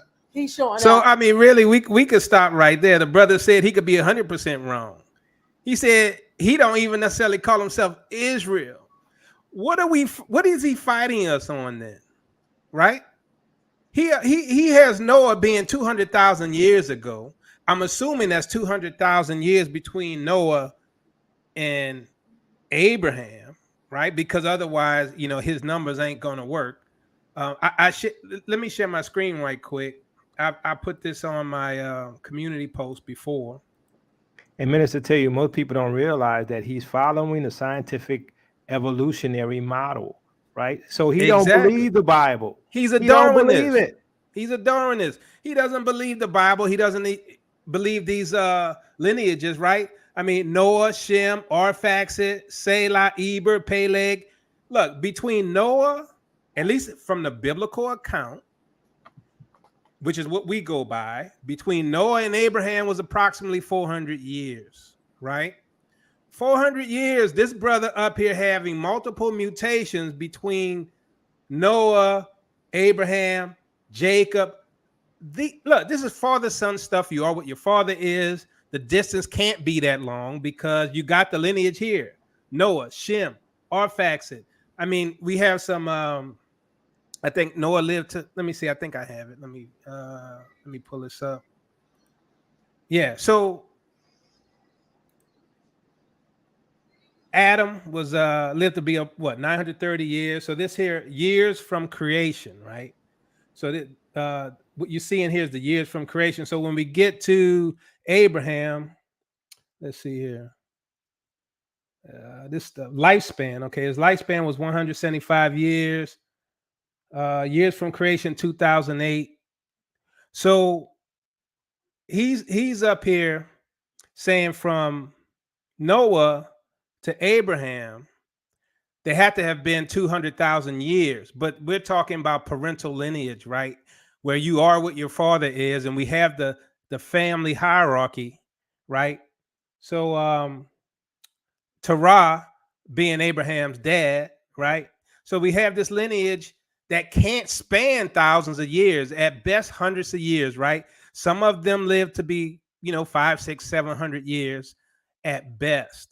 So as far as the Darwinian model, you can't apply a haplogroup mutation to any of them, right? Every last one of these guys, assuming Abraham is E1B1A, over a 400-year span, every last one of these guys have to be E1B1A. And even if they are E1B1A, let's go back here, right? Let me see if I can zoom up a little bit. Yeah. Let's go back here. So even if they are E1B1A, Sister E, you got branches from Lot, who are the Moabites, right? Assuming Noah is E1B1A. Can you remove the highlight on the image? The highlight? What? Oh, I'm sorry. Okay. Okay, there we go. That's better, right? Yeah. You good? Okay, so you have here Moabites would be the same as Abraham, right? The Chaldeans, all these lineages would be the same as Abraham because they're descendants of Noah. 1 second. Okay, so Tony, I know we DMV cool, but there's nothing wrong with defending yourself up here. Because we're Christians don't mean we can't have these conversations and defend ourselves. So nobody's trying to negate or go away from the gospel. People are trying to defend their credibility because they've been called liars, and they got a right to state their point. So I have a question, Sister E. nobody- Why don't he check them people for lying on us, right? He's checking I us just- for defending ourselves. That's the same thing with Jibu. He kept saying, y'all being, how many times have I been insulted in the chat? I've been insulted numerous times. I mean, I keep it moving because I'm used to it, and that's a shame that I'm thick-skinned when it comes to it. Sometimes with some of those folks in the chat, that I'm thick-skinned, I just be like, whatever. But I want them to have that same energy when they come at me, because again, people know in my chat that I try to make sure everybody's civil and respectful. You know, I know some of them get a little greasy in my chat, but ultimately, I mean, I've been called a lot. Oh, okay, Tony. I wasn't. You kept saying, okay. I was just trying to make sure you wasn't saying that we trying to, start some. You know me. Much love, though. Okay, so Sister E, we heard out of his own mouth he really don't believe he doesn't really believe he's an Israelite, right? So he doesn't necessarily even believe he's correct. He said he could be 100% wrong, right? So y'all understand all of this science he's been pushing to y'all, all of these documents he's been reading to y'all. He said he could be 100% wrong. Why? Because he understands it's a theory. He understands it's just a educated guess or a hypothesis, right? But his audience doesn't understand that this is just a guessing game this brother's doing. So my point is here, Abraham had two sons. Had Isaac. Isaac had Jacob and Esau. So Jacob and Esau would also be E1B1A, assuming that Abraham E1B1A, or assuming Jacob is E1B1A. There's no mutation between brothers. My twin brother right here, we have the exact same DNA. Even if they're fraternal twins, they got the same DNA of their father, right? So Jacob and Esau will have the same haplogroup. So guess what? Let's assume E1B1A is legit. Some of you brothers Esau. The whole continent of Africa almost is E. You telling me everybody there is Israel? No, they probably come from this line, this tree here, right? They could be Moabites. They could be Edomites. They could be Shemites. You heard from the beginning of Yeshub's video that the three brothers would have the same DNA. Shem, Japheth, Ham. How is he calling us a Japhite when Shem, Japheth, and Ham got the same haplogroup? He admitted it in his own video. So he's lying to the community. We're trying to educate you guys to show you the manipulation that they're playing, them and Abu, how they playing with you guys, right? He admitted himself Noah's sons would be the same. But if you are what your father is, by that down that family tree, all of these guys are the same. And they're mad at us because we're challenging that. Nobody's asking the right questions. Garfield is at least trying to challenge them a little bit. But it's in Garfield's interest to discredit us because we say we're Israel. So Garfield ain't gonna push too much. But at least he's questioning these guys. But he's like, okay, it's a hypothesis. It's a hypothesis. But go on Yeshua's channel, and this brother up here making emphatic claims. He's making dogmatic claims. He's not telling any of his audience that this is a theory. He's calling people East Europeans when he's already verified that he could be wrong. This is our point. Who's the liar? Who's the liar? You can look at the evidence. You can listen to what the brother just said, and case closed. He don't even believe he's Israel. So if that's the case, he has an agenda. What is that agenda? I rest my case. All right, attorney at law. I'm just playing. I'm gonna give everybody an opportunity to talk, but I'm not, like I said, after what what's his name said in the chat, I'm not dropping the link in the chat. Because what I will not accept is people being disrespectful and making sexual comments towards people. Anthony Schaefer making sexual comments, inappropriate comments to people in my chat. No, I'm good. So anybody that knows me and I'm cool with, email me and I'll drop y'all the link. The rest of these jokers, I said jokers like you, Jacob. And Angie, she say jokers too. Uh, we can talk, we can dialogue. My point tonight was to prove that one, nobody's up here liars. I think it was a claim that was made that was incorrect, and I think it was a opportunity for people to get a moment of fame and destroy certain individuals in the community because for whatever reason I think they have motives, and that's the Yap gang. Um, so with that being said, nobody's up here liars, and I'm standing firm on that. Koba, I ain't never seen your Koba lie. I tell you, I trust them brothers. I trust them more than I would go trust somebody like Yeshub's word. Obviously, the video of they didn't show the whole video because, again, they don't have proof that Yeshub didn't come to the meeting because I saw him come into the meeting and he left. So ultimately, be careful with Yap. Yap are liars. Obvious. I wouldn't have called them liars a week ago. I would have said they're just a little, immature. But tonight I actually saw that they're liars. I think somebody tell me in the chat, did Hebrew of Israel said this was their first video they did of Teyu last week? I think he said this is the first time, or they said this last week was our first video we ever did of Teyu. I think they said something like that. If they did, then it's even more of a lie. Because I saw somebody in the chat say, what? This ain't the first video. So yeah, did he say that? Can y'all remember? I can't remember. I don't feel like going through that video that Berean did because I don't want to be unnerved. I'm going to stay in a peaceful place. But today proves that they are liars. And most excellent. The reason I don't have receipts of them being on my call is because that was never the intent.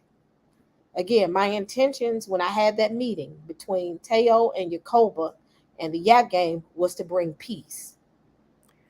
And they came with an idea of recording, so I never had the intentions of recording the video, and I'm not. That's not how I do things, because that was never the intent. So expecting a receipt, I don't have it, but I do know. Yeah, Sister E came to be a peacemaker, a mediator. She came to keep the peace. That's why she was there. Yep. So I never had the intentions of recording it. So if you want proof, I don't have it, and I'm fine with it. I stand firm on what I know, though. I remember him coming on and then leaving. So one thing I want to ask, for the people who follow Genesis 49, why are y'all over there? That's what I want to know. Why are y'all over there? Because obviously they lie. Because here's the thing. Y'all got to use your brain, right? Why do we care about DNA? If any of y'all have followed our ministry, we believe the curses identify Israel. So why would we lie about the haplogroup? Why? Come on, let's make it make sense, please. Use your brain. Why do we care about DNA? Why do we care about the Middle East when we don't even believe that that's our land? Somebody make it make sense. Who's lying? Well, from the very beginning, we said it was about the prophecies, right? About the curses. We said that literally day one, probably in our very first video. So why would we lie and create some fake haplogroup G map? It makes no sense. There's no benefit to that. I mean, either you are or you're not. Just like I said, either those people are Israel or we Israel. Either them Indians in America Israel or we Israel, but it ain't all of us. It ain't all of us. And the other thing is this, right?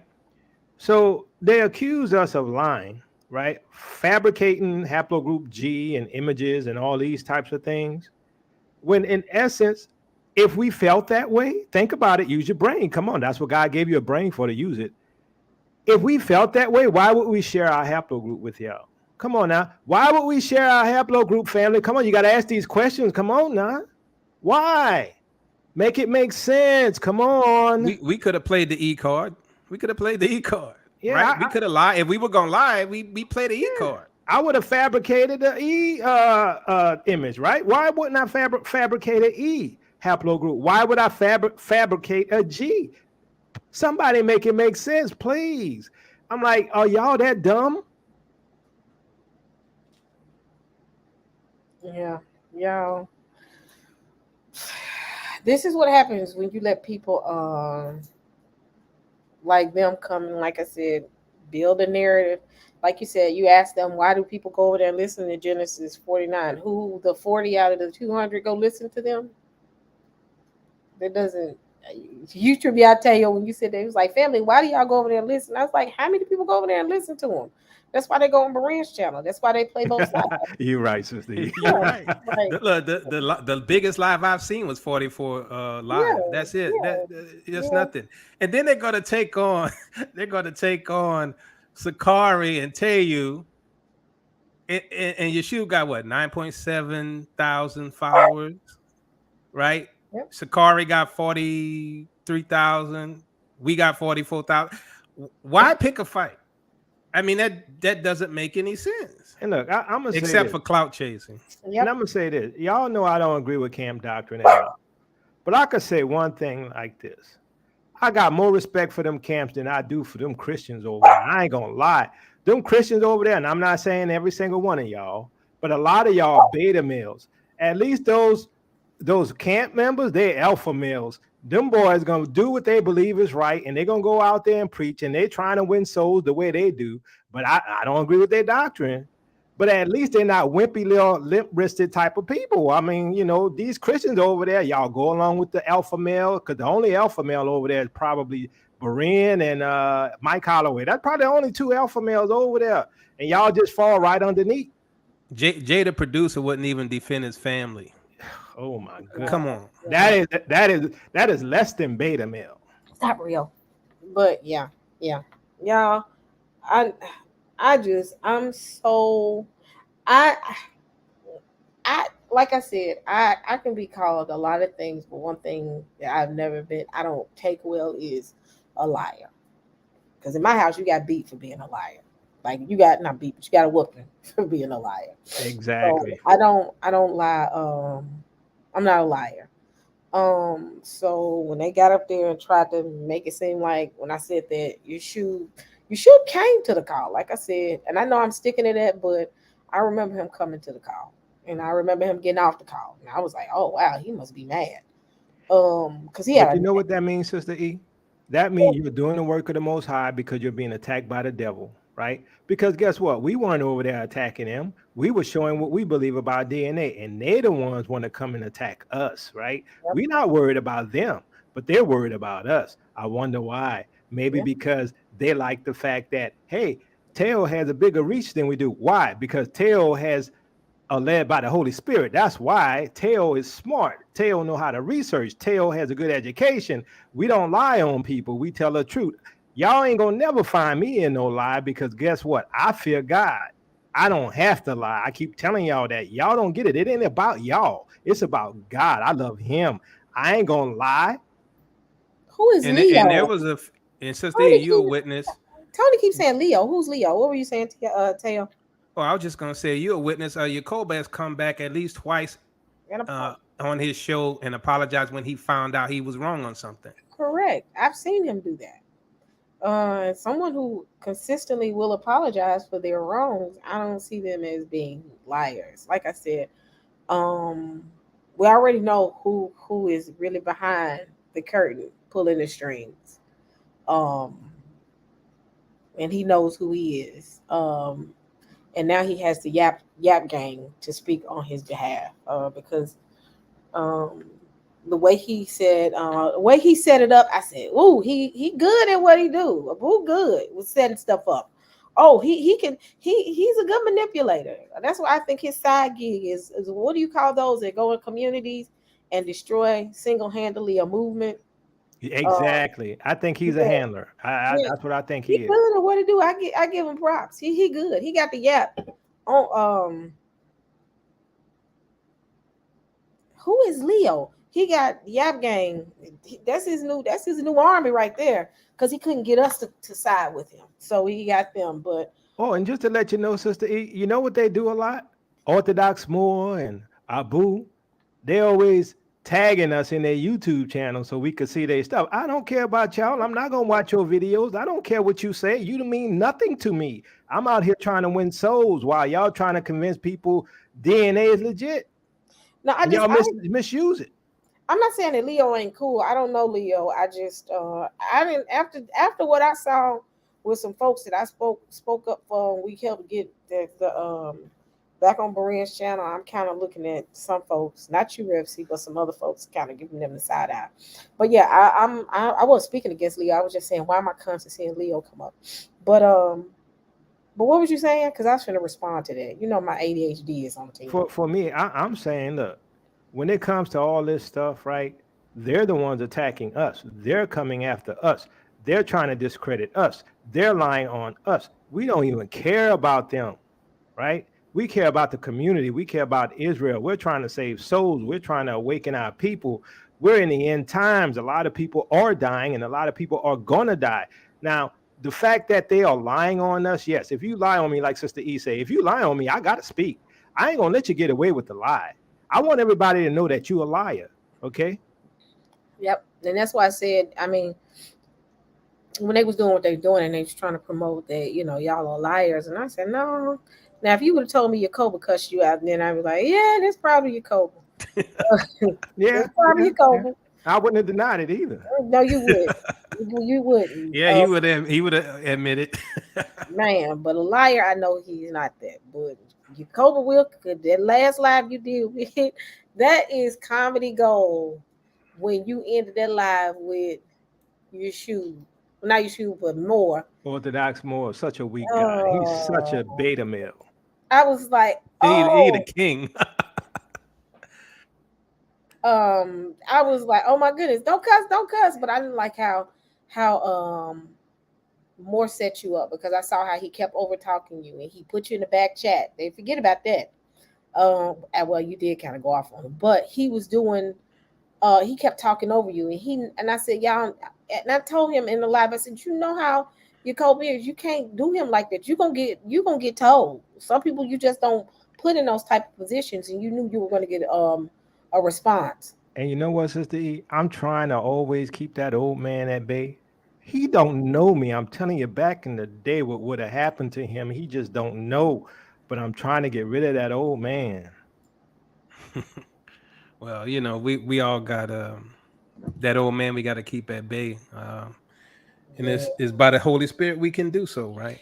So, you know, the thing is, I just like to add, seems to me Berean should retitle his show, right? He should call it the Berean, the show that tries to discredit Israel, because it's 99.9% Israel topic. I mean, I guess we the talk of the town, right? Because that's where he gets his ratings and his money, I guess, because he just won't let go. I'm like, you don't have nothing else to talk about? I mean, what about your Freemasons and your your secret societies and all that? I guess nobody interested in that. Everybody interested in Israel, so I guess you got to stay on that. I mean, we're a hot topic. I like being a hot topic. I like being the point of conversation. That means I'm only we must be real important for to be targeted like this on a regular basis. Don't we all? But the thing is, when they said what they said, I said your children have been targeting y'all for about a good year. Oh yeah, because we destroy his false doctrine about the DNA, his false teachings. He's been shown a liar and a misrepresenting the facts. I mean, the about videos DNA. today, we see how he contradicts himself. All you have to do is go from one video to the next, and you'll see him come up with a different narrative that contradicts what he said yesterday. Mm-hmm. I don't know why people follow this guy, because he knows about phenotypes and philology and phylogenetic tree. I mean, he dropping buzzwords on y'all. This boy didn't go to school. I mean, the problem is that Jacob and I are programmers, and we ask questions, because guess what? The code ain't gonna work if we don't get the details. So that's how our brain works. You can't just tell me, the sky is orange, and we're not gonna ask questions, right? We're gonna ask questions. We're gonna say, well, how did you get there, and what's your source? What's your evidence? Does your evidence stand up to the test? Does it stand up to questions that are postulated? I mean, this is the thing. Yeshua and his gang just throwing out stuff, and they coming up with these theories about, oh, this haplogroup belongs to these ancient people, that haplogroup belongs to this ancient people, and nobody asked them to prove it. And then if you see on Garfield's show, they'll admit, well, we could be 100% wrong. We not sure. We just winging it. We're guessing it. You heard the brothers say it. So my question is, are y'all going to believe this guy at this point in the game when you heard out of his own mouth that he could be 100% wrong? And that was my whole point. I said, everybody, and that was my point tonight. I said, y'all keep talking about they're liars. That's their theory. Everybody has theories. They believe in Autosomal, which is, y'all said that for years. I remember when y'all first came out with it.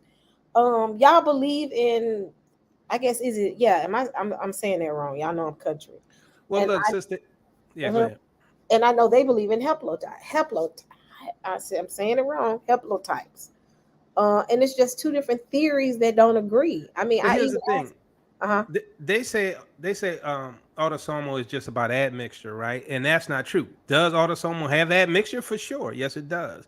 It has the evidence of your admixture over generations. Yes, it does. But that's not all it proves. It proves who you are, right? Yep. So just like they claim to go down the Sherlock Holmes tree and try to investigate, try to look at cultures, try to look at tribes, try to look at their history, try to look at their language, you do the same thing with that autosomal data, right? Here's the thing. 23andMe is using autosomal, by the way.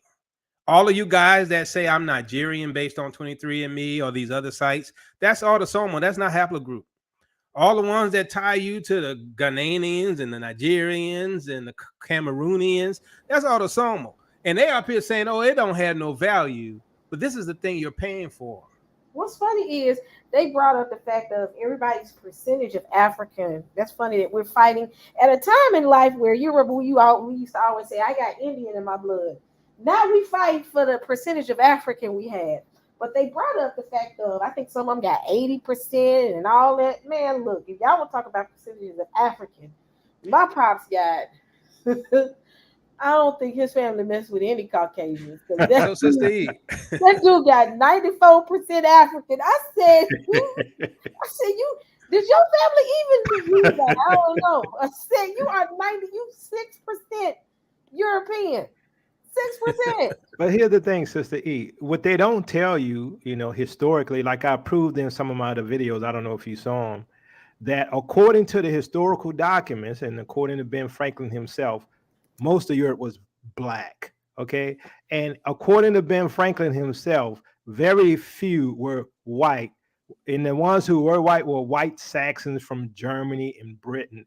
I'm just saying, so even if you were to say they are European, you're probably comparing them to black descendants of Israel or Muslims or, the Moors. Let's be honest about this stuff. See, the intellectual shortcomings of these people is off the chain. But on top of it, like that brother James in the video, he was up here trying to tell Garfield about the, it's migration over years, and that's how you can tell. But he didn't mention reverse migration, which would totally affect, his theory, right? And there is such a thing as reverse migration, which is Rashid Khan mentioned that and talked about it, and they don't talk about Rashid Khan. I think Yeshua was blowing shots saying Rashid Khan doesn't know what he's talking about, but Rashid is the one that works in the field, right? He's actually a geneticist, right? But they blow shots at that brother. Yeah, they say Rashid don't know what he's talking about, and he works in the field. So look, we in good company, y'all. Wow. They said, man, they got a little arrogant, ain't it? They real arrogant. Oh, they real arrogant. Man, y'all been talking about somebody. Wow. Just like, they'll say El Hake don't know what he's talking about. I'm like, I'm sorry. Go sit down somewhere, please. I pasted a link in the private chat if you wouldn't mind reading that. That's something Rashid wrote a while back. You can read it. I'm trying to keep my allergies. Well, Jacob, you read it because my allergies are acting up, and now I'll read it. my vision is a little off now. That's your heart. I'm trying to get my dog together because he cutting up because I'm not paying attention to him. Hold on. Oh, let me see. Which one? I'm trying to find it. Here we go. Is that it? Yeah, just show him the title first, and then. Okay.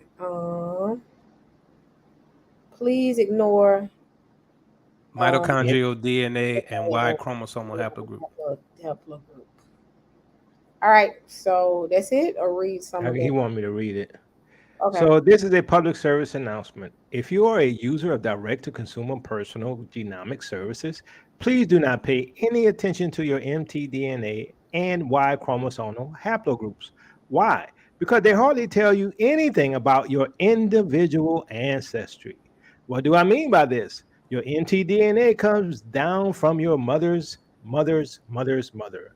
And similarly, for your Y chromosomal lineage, if you are a male, these few individuals are not any more likely to contribute to your ancestry than all those multitudes and multitudes who do not contribute to your mtDNA or Y lineages, also known as almost all your ancestral. What you should pay attention to are your autosomal results. Now, what did Yeshua say? See, that's why we shouldn't use autosomal. Why? Because he don't match up. He not Israel. He already pretty much told you that. What you should pay attention to are your autosomal results, inferences made from most of your genome. These results may be more difficult to parse, but difficulty is no sin.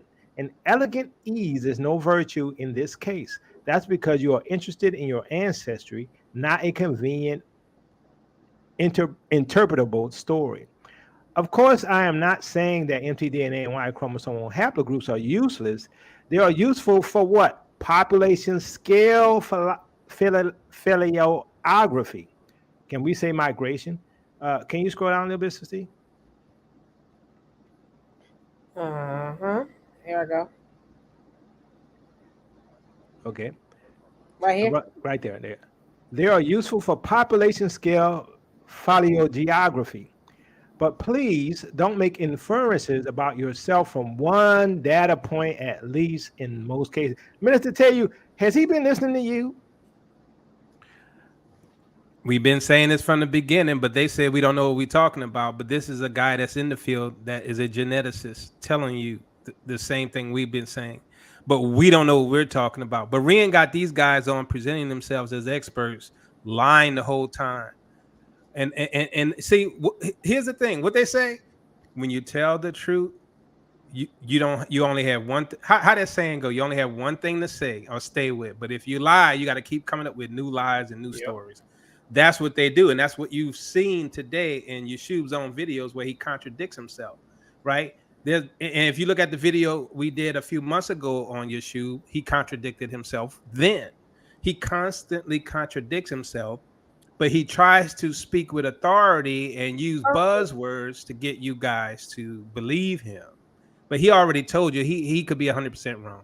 I mean, because he bullied people and cusses them out through every. I don't even understand why people follow him. Because if you disagree with him, he cusses folk out left and right. That's why I said. Oh, look, I got that video of him cussing Berean out big time. But I mean, you got children here, so you don't want to play it.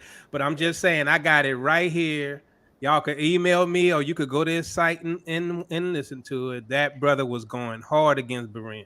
Big time. See, when people don't give him what he wants, he has a temper tantrum. He had one when Berean kicked him out. I said, this dude has a grown man temper tantrum. He had that noonie in his mouth. Berean won't let me on. Berean won't let me on. And see, what he does is he bully people with his the way he talks, and he has a very bully tone. But one thing I'm not afraid of is a bully. That's why he's like, I'm bullied too. I'm like, nobody's scared of you. You should. Period. So let me ask y'all a question. So Tony Osborne says, I don't care what you claim as long as you believe Jesus is God and you bear fruit of the Holy Spirit. Don't try to push the laws of Moses and telling me I'm Israel. We good. I'm like, who does that? I don't think anybody does that. I mean, maybe some of the camps might do that, but I'm like, when you're dealing with what you all call moderates, that's who you all call us. That we don't tell y'all nothing. Be honest with you, we don't care what y'all think. We think y'all dishonest. We think y'all lawbreakers. We think y'all use grace as an occasion to sin. Yes, we do. So you talk about obeying God and all this stuff, right? Well, y'all got the worst history and record that I've ever seen. I mean, from homosexuality to pedophilia to Adultery. infidelity, all of that stuff. Y'all got a bad history and record, but y'all claim God, but y'all don't even correct yourself. Y'all don't hold yourselves to the standard of the word. What you do is you apply grace to your sin so that you can feel good when you go to bed and you cheated on your wife. That's what y'all do. Hold on, I gotta send Pastor Kelly the link. He asked me to send it to him. Hold on. He asked me to send it in my email. Do you realize I'm gonna have to search for it? I don't even use my email. I haven't been my email list. Oh, here it is. I found it. So anyway, if you ADOS, you more than likely Israel, but it don't matter if you don't believe it. I mean, if you know, according to the prophecies, which most of y'all are amillennials now, it don't matter. But you know, according to prophecy, judgment is coming to Babylon, those who are in bed with Babylon, and y'all love Babylon. Yeah, and that's another problem y'all have, is y'all in love with this system. But this system has worked against the Most High's laws and commandments, and y'all know this. Y'all know this, and none of y'all organize against it. Back in the days, the preachers would get out there and preach against sin and preach against those who are promoting all these sins and teaching our children to do those things. Y'all quiet. Y'all quiet. What? What's up, family? What's up, Pastor Kelly? How you doing? I'm doing all right. I just did a live. I didn't even know you guys are doing a live dealing with DNA. Man, a lot of craziness going on. So I got whiff for what was going on about the discussions of, I guess, and I'm not going to mention any names about, I guess, the guy from the camp that DNA came up saying that he was R whatever. And I guess now that, you know, some trying to use his results to try to come at my results and you guys' results, you know, and I'm like, wait a minute, did I miss something here? You know, so I just wanted to jump on and join the discussion at the tail end. I'm kind of like that one person, like the fight is already over, but I'm just showing up anyway so I can at least get some credit.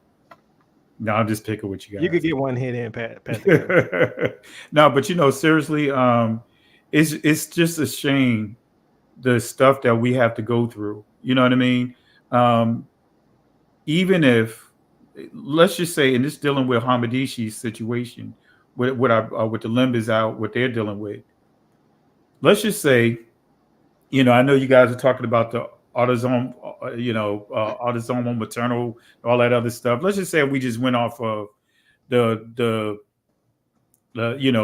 father portion of it, right? And let's just say if we go off of, let's just say 23andMe may say like 35% Igbo. That's still more than all of the Ashkenazi Jewish community combined results. You know where I'm going at with that? No matter what you want to say towards us, all of us got Limba, all of us have Igbo, all of us have some of the key groups, Yoruba, well, all of us got those key groups that have been confirmed to be blood descendants of Israel in our DNA. How come we look the same, Pastor Kelly? But Yeshua and them and those other ones, they look different. That's why they worry, right? Because they look different. You know, and what's sad is how people would try to manipulate results. Now, because this individual results came up as being R or whatever, now you want to take that argument and try to force a triangle into a circle and bring the argument over to us and try to discredit what we've already been talking about and revealed years ago.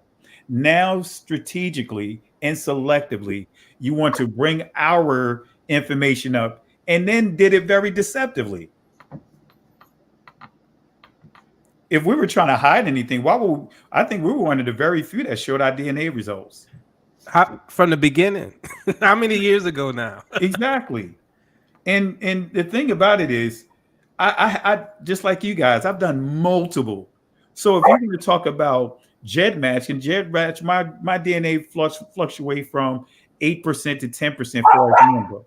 But then when you go to my ancestry, it's 5% right now. just dealing with the limbo. I'm just dealing with just that simplicity, just that simple stuff. So just that right there. And I'll state the claim to any Ashkenazi Jew that want to take their DNA results and match it to mine. And I will prove that I and all of us have more connections to ancient Israel than any of them combined with their results. Absolutely. And I stand that's firmly what on we're saying. that. Pastor Kelly, that's what we're saying. You know, no matter how you spin it, even if you're not looking at haplogroups, even if you're saying our jet match understanding is incorrect, we are matching those people, right? I mean, that's enough right there, right? There's some genetic lineage tie to those people that they have officially declared as Israel. You know, the interesting thing, I mean, like they'll say, you know, oh, you know, well, only Bantu are Israel, but tell you the truth, you know, Limba doesn't come. I mean, Igbo doesn't come up as Bantu, right? But Limba does. And so Bantu just deals with languages. Exactly. So if you see number one, Limba, number two, Bantu, truth be told, we're still dealing with the same people. Yes. Yep. And that's what people not realizing. Just to your point, the term Bantu simply means people of many languages. When we look at that term, it was actually a term originated for languages. Just like the word Semitic, it was actually originally used for a term for languages. Yep. But in the 16th century, they began to move it towards ethnicity deceptively for one specific group of people. Exactly.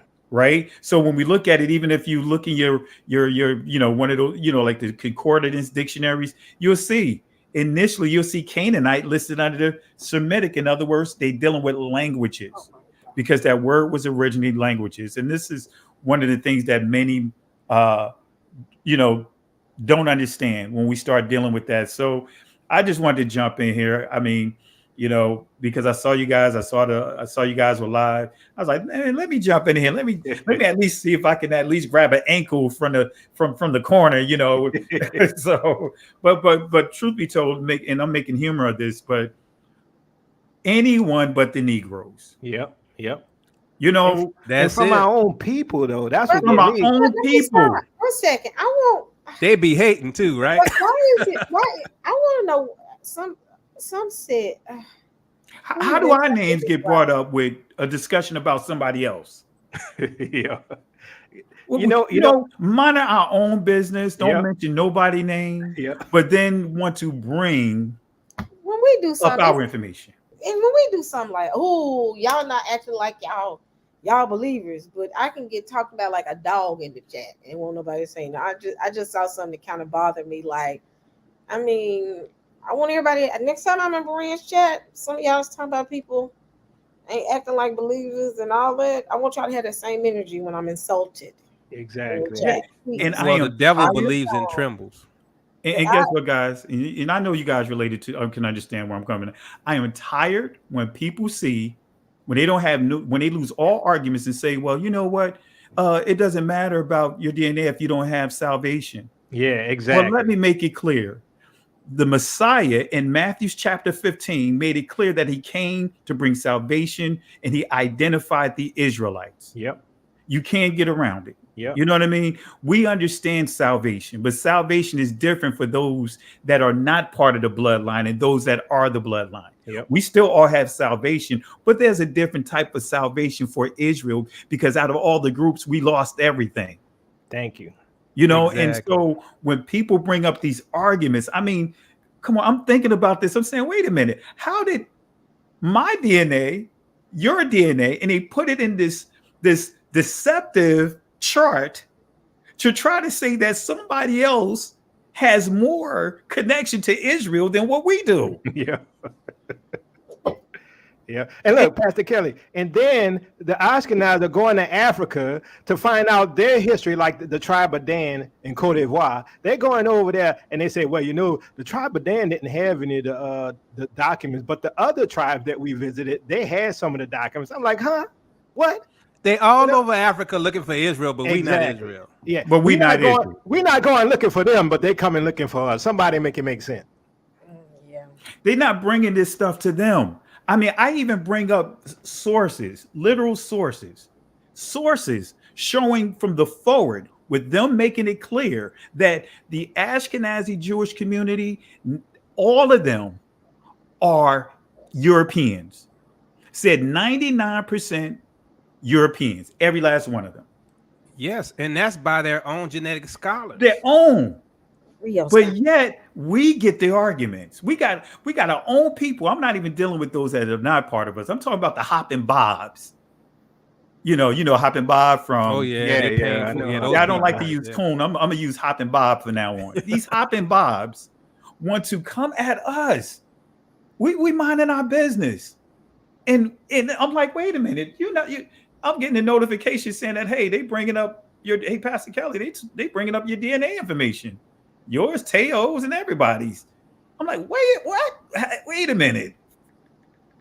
But say, Pastor Kelly, they ignore all the historical data that ties us back to the Israelites in Africa. I'm just like, come on, huh? You know what I'm saying? It's like, wait a minute. You just had the Igbos get confirmed. We already know the Limbas got confirmed. And there's other tribes like Yoruba and Bambara and other tribes that got confirmed that most people don't know about. Yeah, the Gadambe. Right, you know what I mean? The Ghana area. And Pastor Kelly, I just showed today that Godby said that the original Jews were the black Jews. Oh my gosh. But anything but the Negroes in the United States. Oh yeah, and you know what? That's the whole pushback. If we say we Israel, what's crazy is conversation is about Christ. It ain't gonna save you to be Israel. Well, you know why, Sister E? I bet you they won't say it to an Ashkenaz. I bet you. I'll be up there. I bet you they won't say that to them. They'll say that to us. And it was never a problem with claiming identity of who they are because they have, send money to them.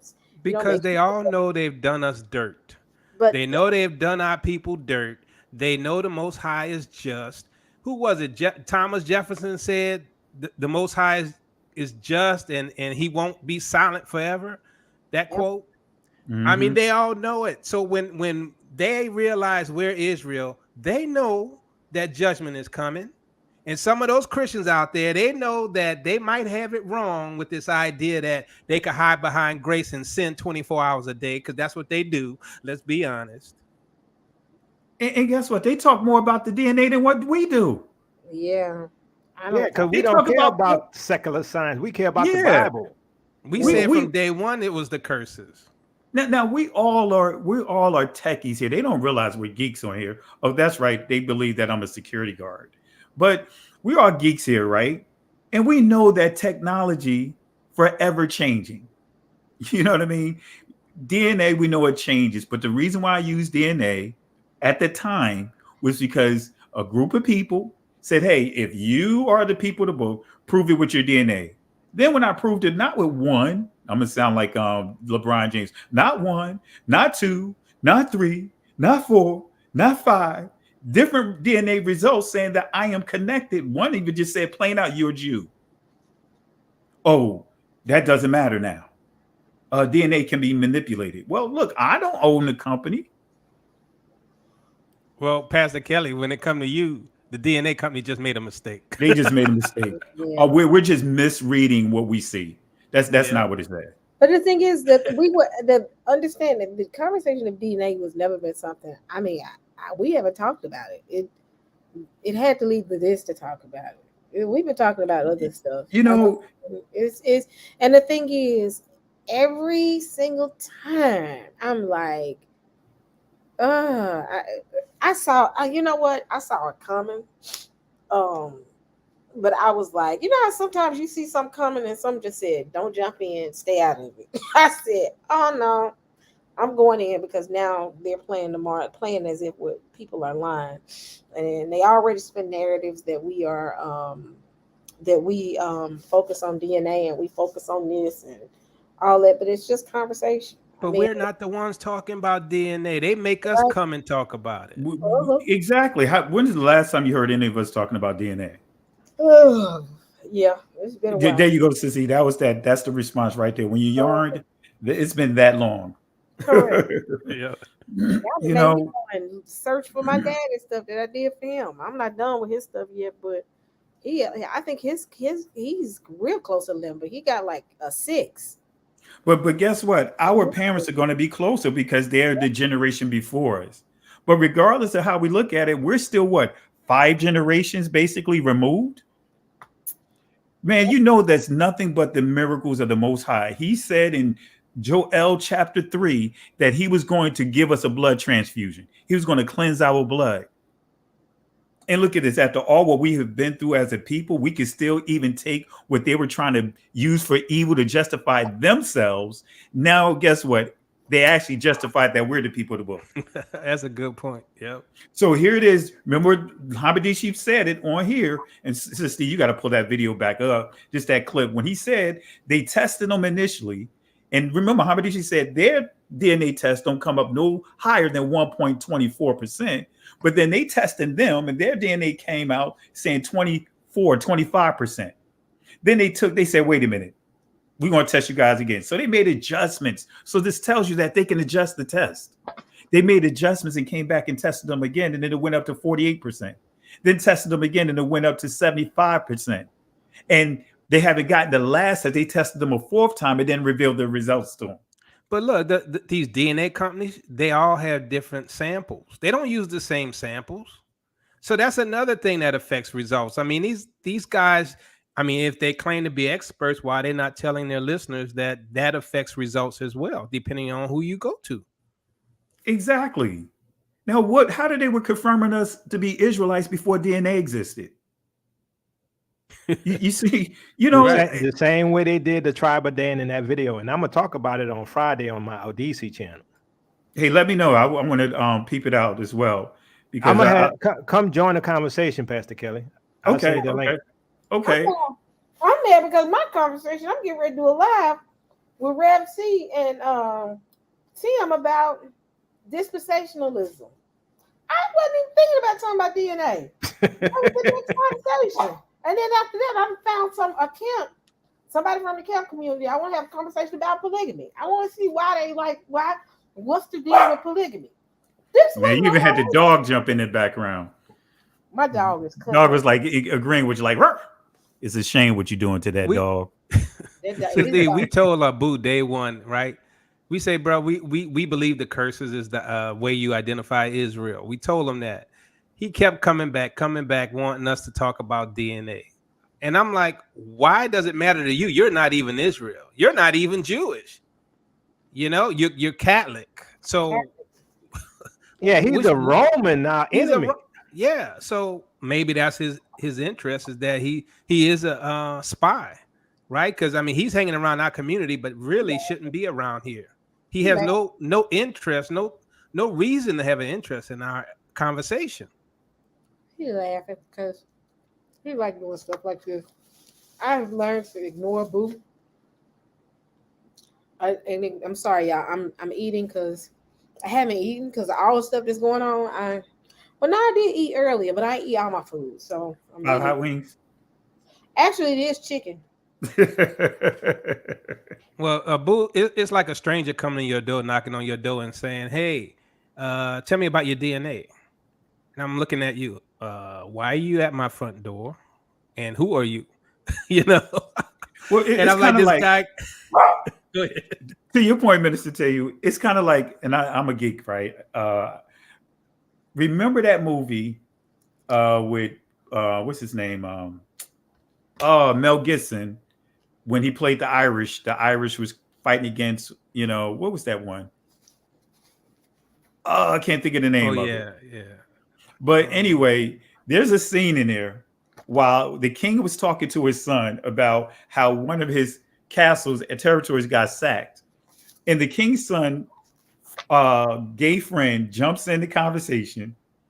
And the king looked over at him and said, "Who is this person speaking to me as if I needed their advice?" And then threw him out the window. Oh, yeah, I saw that way. Yeah. That's what's happening here when we have other people trying to jump in the conversation that has nothing to do with them.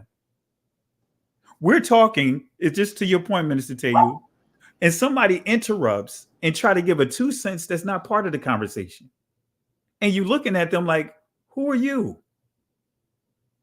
You shouldn't even be in this exactly discussion. right. Yep. I'm like, huh? Who are you and why are you in this conversation among family? You know? And only thing you want to do is make things ugly. That's all you want to do. Want to make same thing ugly. Orthodox more, both of them. You can't everything that you brought out was proven and debunked, but you want to make things ugly. You know, man, we've been more than respectful, but man, that's why I say, and I'm through with this nonsense. And that's why I did a special. I was like, wait a minute, another situation. You're going to try to use DNA, and then you're going to, purposely deceive the people with what how you're trying to read our match results. I'm like, wait a minute, got your stuff listed, got my stuff listed. Wait a minute, did I miss something? And Berean did a 3-hour+ show on it, man. I'm like, what's your agenda? Yeah, you know what it is. You know how they do. They like to do that. What they call it? You used to call it something else, Minister. Tell you, Voltron. Yeah, they like to do the Voltron thing and stuff, or the and stuff like that. And the thing is, when it comes to the whole DNA, none of them understand it. I had a few people who go over there to Genesis 49ers, and they don't understand DNA, but they listen to them, right? I guess maybe they trust them, but they don't understand what he's saying, so they can't tell if he's lying or not. And we telling y'all, we understand what he's saying. We understand the documentation, and he's a fraud. Yeah. And that's why it's like I made it a point to stay free from all that stuff, because it's too much it's so many other things that we could be dealing with, and we got to deal with this right here. You know what I mean? We got to deal with this right here. We got to deal with DNA again, and then trying to take information and manipulate it to your people that we got some type of agenda to try to lie. Look, before I even did my DNA test, I already knew that I was an Israelite by my family traditions, by the things that was handed down to me. I made it clear and proved it.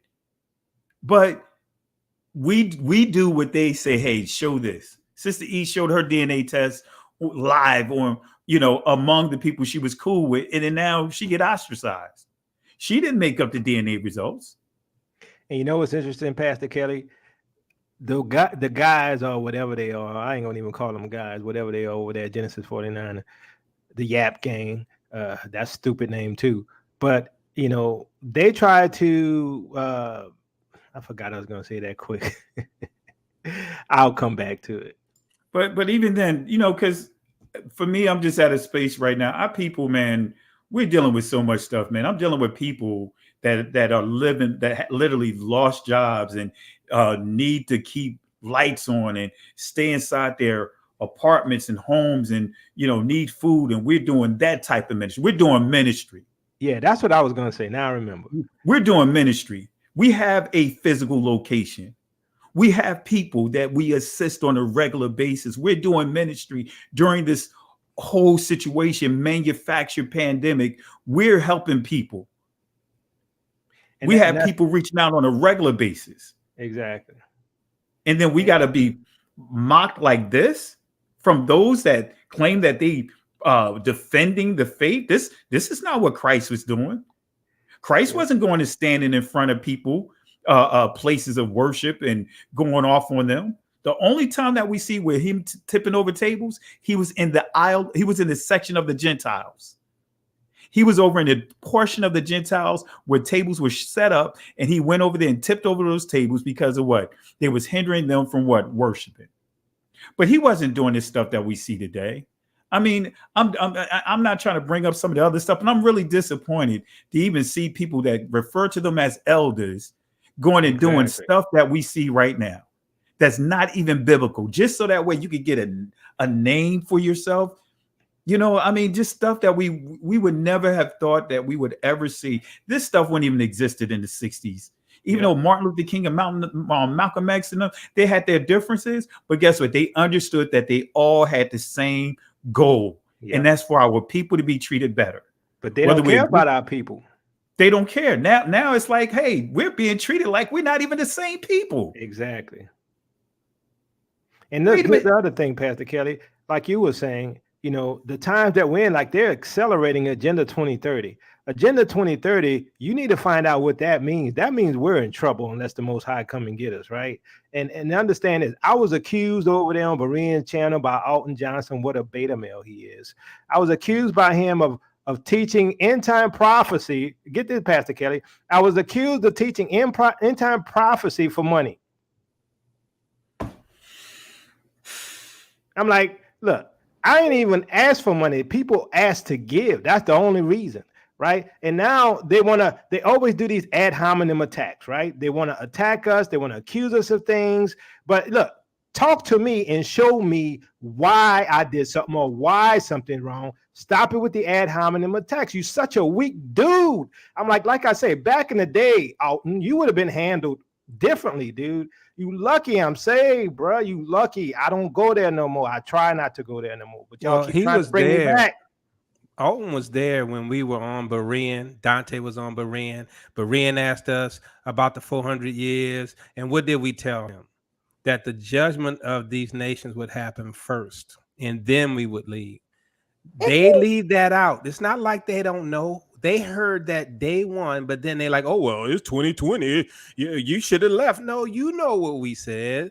It was said more than one time. Yes, they do that all the time. They'll say, oh, you said you was leaving, and ain't nobody said nothing about leaving. I don't even remember anybody saying anything about leaving. Exactly. Now, I will say this. If they want to talk about cults, because they like to toss around the word cults, go look at go to the federal website and look up cults. And you'll see that there's over 14,000 cults inside this United States. 95% of them is from the church. But they hide their cults by calling it denominations. See, they like to toss around these words when it comes to our community. Only thing we're teaching is that, hey, we're teaching salvation, but man, we're the people of the book. Like, wait a minute, family. We're not the ones that's looking on the outside looking in. We're the people of the book. Teaching it to all our people. It's like, wait a minute. For me, it was like, man, I had to learn in church. I was taught that, hey, so what, you're Israelite, but it doesn't matter. You know, long as Christ's blood was the, color of Christ's blood. So I went with that teaching. But now I'm like, man, I got to repent. I repent for that. And I teach the people properly when it comes to that. Man, shoot. Pastor Kelly, you know what it is? They want to steal our promises, our inheritance. That's what it is, right? Because if you listen, I mean, growing up in the Christian church, all them promises made to Israel, they told me it was mine, right? All that stuff they made to the descendants of Abraham, the descendants of Jacob, they said it was mine, right? You'll be a kings and priests. You'll be a great nation. How does that fit the entire planet of believers, right? Is everyone on the planet who believes going to be kings and priests, and who's going to be the subjects of those kings?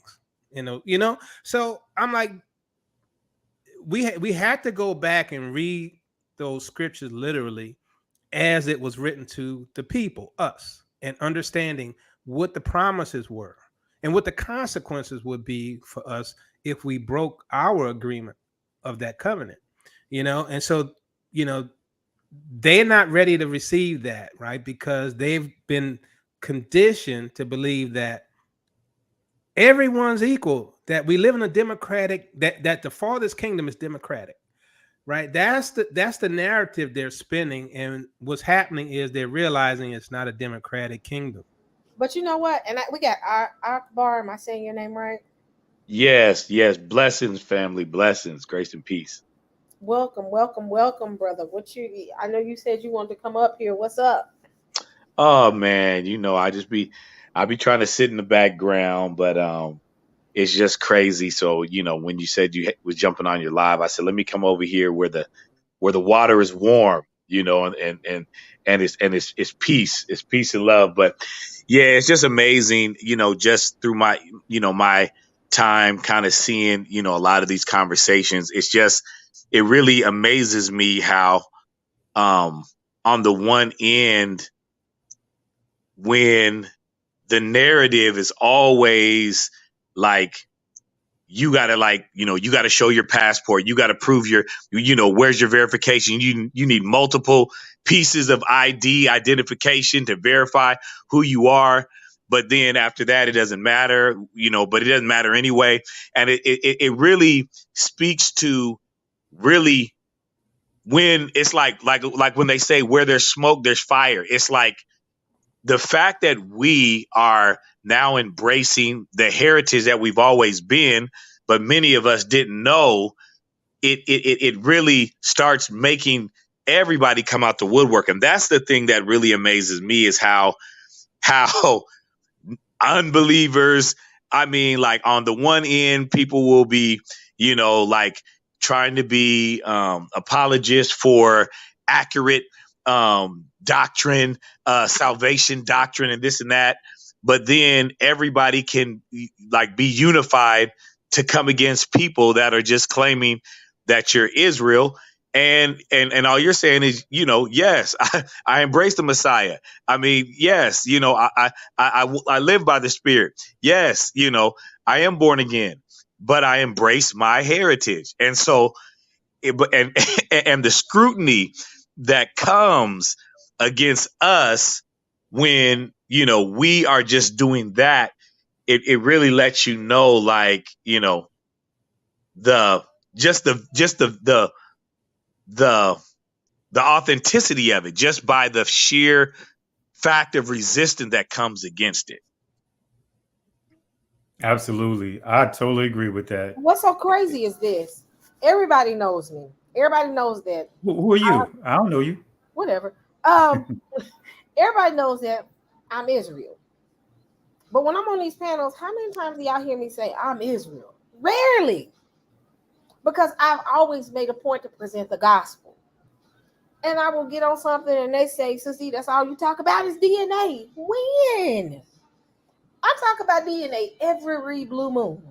And it's only when I have a panel. But if you look at all my videos about salvation, you know, the Bible, it's a multitude of conversations. So, but then they want to shame you when you talk about your heritage and who you are. You can't shame me. I'm who I am. I can't even be upset about it. But I mean, that's the world we live in right now. Long as the Negro don't claim to be Israel, we good. The moment we claim we be Israel, oh, that don't matter. What? Man, says you got people from Asia. You got people from all these different, from Italy, all these different places going, honoring the law of Aaliyah. Anything but the Negroes, though. You got the Negroes that are there getting kicked out. You know, the people of Demona, they getting kicked out. So we're the only group of people, right? Think about it. All these different cultures, they have religions that's associated with their culture, and their deities and all that resembles them. Their Messiah resembles them. We're the only group of people that had our identity taken from us, from a group of people that wasn't originally connected to the identity. And now they took our identity and put their image to it. And then we're embracing it. We're the only group of people that our Messiah don't look like us. You know what I mean? And people think that that's okay. Something is wrong with that picture, that our Messiah that we've been painted the picture of look like the very people that enslaved us. The very people that done raped the women, raped our daughters, raptured us, because that's what rapture means: kidnapped, rape, you know, apprehend. And we don't see that there's something wrong with that. Anyway, I'm sorry. Let me get quiet here. Hold on, I need to ask somebody. Hold on. Oh, here we go. Hello, Aaron. Am I saying it right? Aharon, yeah, Aaron. It's Aaron, but in the Hebrew it's Aharon. But yeah, shalom to the panel. Shalom, shalom, salami. Am I saying it right? Salama. You said salami. What are you doing? No, I was about to but say salami. kind of jumping on what Brother Akbar said. Another thing that gets me, and I think Minister Teotw or Yakoba had mentioned it earlier, is prophecy. And when I'm on these listening to these lives, I'm hearing a lot of people that we call elders that's supposed to be leaders. They don't really believe in prophecy. And that, to me, that's kind of disturbing, because we can identify with the prophecies in the Bible, but for, a lot of other people, I'm gonna just say a lot of other people, because I don't want to broad brush, as they say. For some, they either purposely denying that they identify with those prophecies, because there comes accountability once you realize and you acknowledge that you are Israel. Then you realize, okay, there's responsibilities with that. And I think a lot of that plays a part too. And then, at the end of the day, who's the greatest Israelite to ever walk the face of this earth? Why wouldn't you want to, what I'm saying? If you fit the prophecies, and if you see that, man, my people do fit these prophecies in this Bible, you should take pride in wanting to claim your culture, your heritage, because the greatest Israelite to ever walk this earth, what I'm saying, he was an Israelite. To me, that's prestigious. That's something you should be proud of. But like I said, if you claim to be Israel, then that's a wrap. It don't matter if you believe in, the Father, Son, Holy Spirit, if you believe in water baptism, if you believe in, the birth, death, and resurrection of Christ. It don't matter. You claim to be Israel, nah, we can't rock with you. And that's crazy. You even got an atheist. They even be rooting an atheist on against us. And sometimes I just sit back like, how are y'all rooting? This guy don't even, it's just crazy to me. It's crazy. What's so crazy is I was looking in the chat, and some of the ones, this is why I know, people talk out of both sides of their neck. I pay attention when I'm in the chat. I'm doing some on Berean's channel, and they're like, yes, sis. Yes, sis. But the moment I do a live, not about Berean's channel, but about being, people in my community being labeled as liars, and I know that they're not liars, and I direct it towards them, then I'm a snake. Then I'm horrible. Then I can't be trusted. So when I'm supposed to sit here and let them talk about them and lie, and then turn around and lie on me? And I know I slipped up and said a little cuss word. Yes, I did. Pastor Kelly, so don't judge me. I just got a little upset. But yet it's still, I'm everything but a child of the Most High. But so honestly, what I see is they agree only because they want to agree, but ultimately, I'm dislike. You know what? I get on the panel understanding that if there are 1,000 people watching us, probably 200 out of the 1,000 gonna probably agree with me. The 800 gonna find something that I say and find poke holes in it, which is fine. I already come with that. But some of the people I was just looking at, I was like, I said, wow, okay, this is what we do. This is what we do. But because ultimately, because I call myself Israel. Israel is not a dirty word. Being called Israel does not mean that you disregard the Messiah. None of us do. But I'm gonna tell you what the problem is, Sister E. What's up? Israel is lifting up that spotlight and shining it at them and seeing all their sins, because they like to hide in darkness, right? And they hide behind grace, and they ignore scriptures like Luke 16:31 that says if they don't believe Moses and the prophets, they ain't gonna believe though somebody is raised from the dead. They reject Moses and the prophets. It's no longer valid, so they can live the way they want. That's why the churches are full of all kind of perversion, right?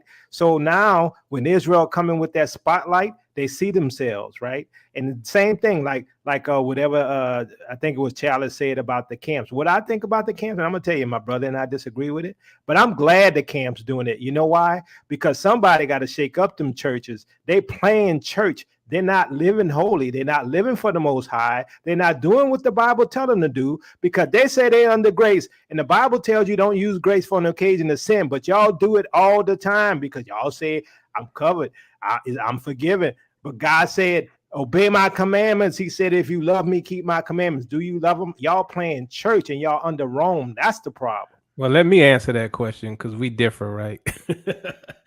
I don't like what the camp's doing. I can't stand what IUIC is doing. I don't agree with it. You don't come to my doorstep and mess with me. You know what I'm saying? It just ain't the way you do it. You know, you got to respect people. You might not agree with them, but you got to respect them, respect their property, their domain, and their environment. You know, it's like you kicking down my door and coming in my house and want to mess with me. Oh, well, I'm standing on the corner. Well, you here's can the stand thing. in front. You can stand in front of my house and be harassing me while I'm in my house. Don't think at some point I'm not gonna come deal with you. Let me ask you a question. I don't think it's right. Let me ask you a question, Minister Teotw. If you saw somebody drowning, right, and they were in a pool party, but you can't go in the pool party, you got to rush the pool party to save them. That's what they're doing. I don't agree with their hold on, listen. I don't agree with their doctrine. My point is the way they see things, they see people drowning, they see people being lied to, they're seeing people being forced to pay tithes and all this stuff, and it's not doctrinally correct. Now, do I agree with their doctrine? No. But the reason why they're doing it is that they're trying to win people out of them churches because they're not being told the truth. What value are they adding when they're telling you that Jesus was born of Joseph? I'm not talking about that. That's a totally I'm just saying that's what they're bringing with it. I told you I don't agree with their doctrine. That's not my point. I don't agree with their doctrine. My point is the reason why they're doing it is because they believe they're helping people. I don't agree with their doctrine. I'm just saying the reason why they're doing. Look, what has the church done? When was the last time the church went and stood up for righteousness? When the last time they stood up against anything? Nothing. All they do is ignore our suffering. They allow our people to be killed in the street by police. They don't do a jack thing. I mean, at least they're doing something. I told you, I'm not a camp supporter. You know that. But my point is, at least they bringing attention to what's being said right in the Bible. I don't agree with everything they teach, but at least they're bringing attention to it. Yeah, I think. Yeah, go ahead, Pastor Kelly. And I think, and I agree with both sides of the argument. I agree with Jacob from a perspective of there's a conversation that didn't exist at one time. You know, there was a conversation that existed. Like where I'm from, you know how you have the flea markets, you know, stuff that only be reduced to those areas, or street talk. But we see a conversation that the church have to engage in. For example, look at conversation we never thought we would see today. For example, what's his name? Creflo Dollar saying tithe no longer exists because of his logic is saying because we no longer under the law. So it's provoking discussions. You know, do I agree? And I understand completely what Minister Teotw is saying from a perspective of, do I agree with their methods? Do I agree with the doctrine as far as like the One West? You know, I don't. But I do see from a perspective of them forcing discussions, you know, and I think that's what Minister Jacob is saying, which I agree that they are forcing discussions. You know, do I agree going up and showing up in front of somebody's place of worship? No, because I mean, you know, we didn't see that with the Messiah walking in front of somebody's temple that was somebody else's temple doing that. You know, I just don't believe in that. But at the same time, I believe that discussions are now being had thanks to them. You know, certain discussions weren't happening 10 years ago. Well, I would admit that, you know, I can even see on that UA channel over there that they were weak in understanding the scripture, but they went back and read it, right? And because they're trying to challenge us in the understanding and the interpretation of the scripture. So now that, you know, those Christians on Berean show at one time were really ignorant of the Old Testament, have went back and tried to learn. Not that they're good at defending their argument, but at least they're digging deeper. And I understand Yakova's point of view, you know, that is fostering a conversation that probably would have never happened. But I don't think the outcome is going to be good. And I don't think that, you know, I think our approach should have been to knock the dust off our shoes and keep on going. But, you know, that's my viewpoint, because I really, you know, I think it's a little disrespectful to harass people when they're at church. So, but that's my feeling on it. You know No, what? go ahead, Sissy. Jumping in this is like playing double dutch. You trying to figure out, okay, I can go in. I'm just joking. The whole thing with IUIC, and people got mad when I said this, and this is when me and Mike Holloway just totally, and it ended up being horrible, because again, I don't agree with you doesn't mean that I'm disregarding the Bible or the Word of God. I said something and people got mad at me, which I really don't care. I said that where the church failed, IUIC came and won, or the church turned their backs on some people that ultimately didn't fit the look, the feel. They didn't fit what they considered to be a church. They didn't go in, put it like this, they didn't go into certain parts of the neighborhood because they felt, I guess, afraid and threatened. And you left a lot of brothers sitting out there, you know, that's so dope. I've heard the stories. Some of these guys were hood, in jail, selling dope in the streets. And IUIC went in and scooped them up. And guess what? They're a part of IUIC and they're faithful. Am I in agreement? No, I'm not. But I think what's going on is now y'all left that door open and IUIC went straight in and did what they were supposed to do, and did what they were going to do, and now they're feeling it now. The very same men y'all didn't really want in your church are standing in front of your door now, asking those questions that y'all don't want to answer. So they get mad when I say that, like, you being an attorney for IUIC. No, y'all know I don't care for some of the stuff that the camps say. But you got to be real. The church failed some of these men because they did not support them. They were so into bringing the women into the church because guess what? We give up the money bag, that they really didn't want the guys to come, because the guys was kind of, you know, they're a little bit different. So because they focused on a certain demographic and left a whole nother demographic outside the church, IUIC came and picked them up. So don't be mad at them. Don't be mad. This is the repercussions of turning your back on some of these people. And I mean, hey, again, I'm not in agreement with their doctrine, but they went places that the church would not go and didn't want to go. And let me ask y'all a question. Do y'all think that the church, what we call a church today, is sort of beta, right? Beta male type, or, you know, they're sort of passive, right? Whereas, you know, the camps, you know, they're more aggressive. And, you know, the Bible says, you know, the kingdom of God suffered violence and the violent take it by force. I don't know how y'all interpret that. But I think if you're concerned about salvation and about lives, you're going to do everything you can to win souls.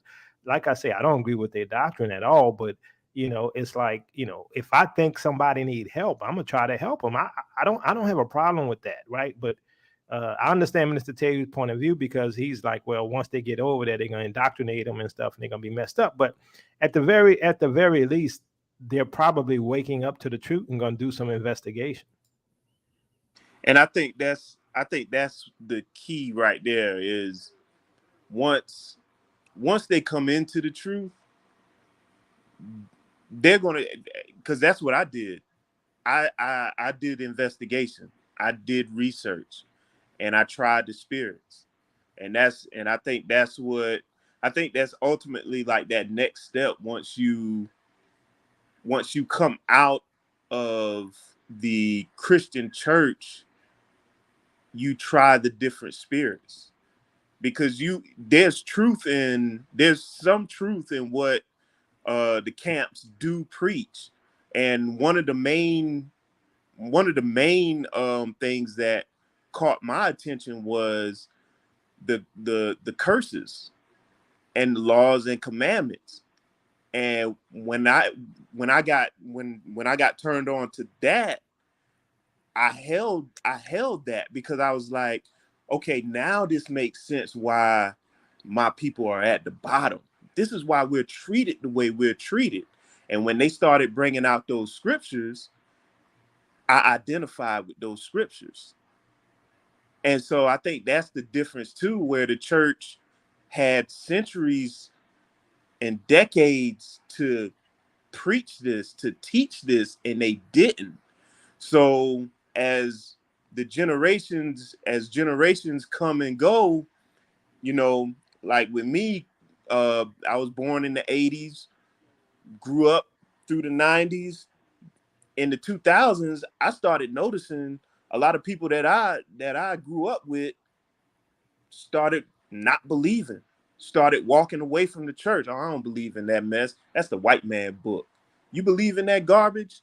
And I'm hearing that, I'm like, dang, you know, like, man, there's a lot of people like really walking away from the church. But, you know, the spirit kept me. I just couldn't turn my back on the church like that. You know, it was just something in me. But I started to research. Like, why are they saying it's the white man's book? You know, why are they saying the Bible ain't real? And that's when I started. Oh, go ahead. And you know that, man, you know, I really appreciate this conversation. And, you know, one of the things, you know, that has always been, you know, such a big thing for me is the amount of biblical, scriptural illiteracy, you know, for people in the church. And that's the biggest thing. And, you know, just down through my years, like anybody, and that's how I view, the benefits, because I always try to look at, like, I think, you know, and I think, you know, we're all in agreement, like, you know, we don't agree with, you know, many of the doctrines, you know, of IUIC and all of that, and some of, you know, some of the methods and stuff. But anybody that really has a passion, like is a warrior, you know, like really wants to be a soldier in the army of the Most High, like really wants to be set for the defense of the gospel or the faith, right? And contend for the faith, which was once delivered, you know, for the saints. I remember early, this is probably, you know, when I rededicated my life, you know, back to the Most High, when I was maybe like 99, 2000, you know, because I grew up in the church, you know, got, you know, filled with the Holy Spirit at a young age, you know, just before I turned 9 and all of that. And so, and I remember I was going to college at the time, and, you know, I had been, you know, that was one of the things that I learned early was really, you know, I saw my mom very disciplined in studying her word. And so I inherited that practice at an early age. And so, you know, my passion was in the word. And so when I came back, I remember I was in college, and a lot of this, there were some other, you know, kind of zealous young people that they was going to a church, and it did exemplify a lot of cult-like behavior. And they was able to kind of, because the scriptures that they knew, they were very solid on.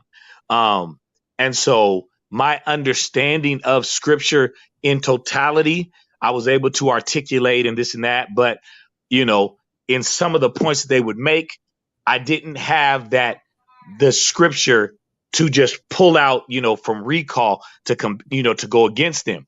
And so I remember they would always, it'd be 4 or 5 of them, 6 or 7 of them coming against me, and we'd be just, you know, kind of battling back and forth. But I wasn't afraid of the smoke. And I remember I went to my pastor, and, you know, because I was a little frustrated that I wasn't able to totally convince them, you know, to the truth of the scripture, you know, as I saw it. And I remember him just saying, you know, like, that's because it wasn't in you. And I was like, man, I was really upset. And I was like, no, I knew the word, but, you know, I couldn't recall it. He was like, you know, when it's really in you, you know, you'll be able to, you know, to pull it up.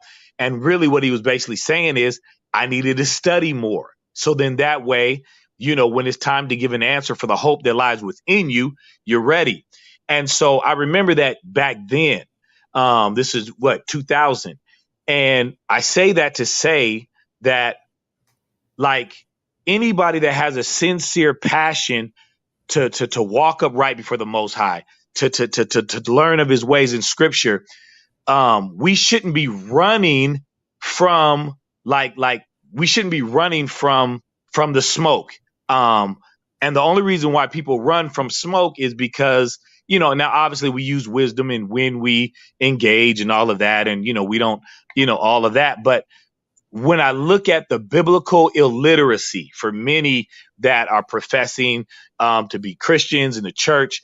And so when IUIC jumps on the scene, they're so intimidated and they appear so intimidating because these are now men, colored, Negro men that have more skill in the word than most of the people in the church, and oftentimes even many of the pastors. And so then that becomes very intimidating. And that's the point that I always look at, like, man, this is, if you really are sincere with wanting to be pleasing with the Most High, that means you shouldn't, be in alignment with that word to be able to, if someone's in error or anything like that, you should not be afraid of the situation, but, training people in the word to be able to, with love, but with boldness, persuade and convince, similar to how Paul was. And so that's where it's like, when you're able to see the benefits of what IUIC is doing, and you mentioned that, people want to scrutinize you and they want to, condemn you, because it's like, oh, you're against. No, I'm for truth. I mean, yeah, there's certain things I don't agree with, with what they teach, but the fact that our people, and that's the part, like, people are really afraid of brothers with Bibles, like, that's the crazy part, to where, you would demonize them beyond the truth. So, and my thing is, I'm sorry. I don't agree with them, but that does not. But I've seen it being a non-camper, because I call myself Israel. It's fine to mistreat me and insult me, and put it in, and what I noticed with IUIC, I saw the church where they jumped, they got to fighting, and I said they're within legal bounds. They're on this public property. They on the sidewalk. Y'all really can't do anything. It may be irritating, but you can't do anything. And they literally went over there and I think fought with them. And everybody was like, see, that's IUIC's fault. I mean, call the police. Why you going over there and laying hands on them? And the brother had a gun pointed. Oh, wow. Ain't nobody talking about that. I got to look at that.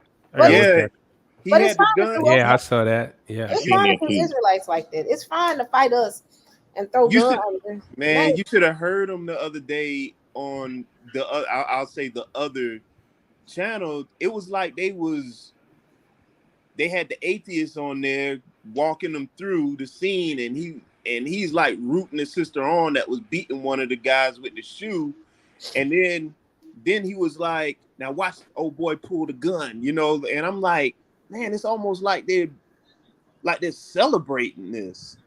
They are. And truth be told, like, even to the point, because I'm gonna have to get ready to wrap up myself, because I had to get ready to take it down. But the point that I want to make about not just the IUIC, but the camps in general, right? What they exposed a lot of things that the church got kind of lazy with doing, right? Remember at one time, right? I grew up learning how to evangelize. You know what I mean? My grandmother preacher. I learned how to go door to door. It was the norm for churches to send out evangelistic teams to go out and witness, knocking on doors, standing in front of the liquor stores and all that other stuff. But you started seeing gradually a shift. It went from going out trying to go out into the community to now going to other churches.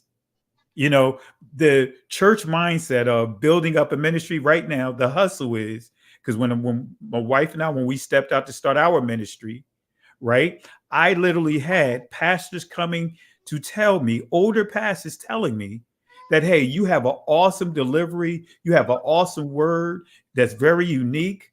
Now, this is how you build up your ministry. Accept invitations to smaller churches. Give that word, and you'll guarantee that at least 2 people from that ministry will come to your ministry. That's how that's where the church had begun to go to building up ministry. And so what happened? We see the church now, when you're knocking on the door before the camps really began to get popular the way they are, you started seeing that when you see somebody going out doing evangelism, they automatically was connected to Jehovah's Witness.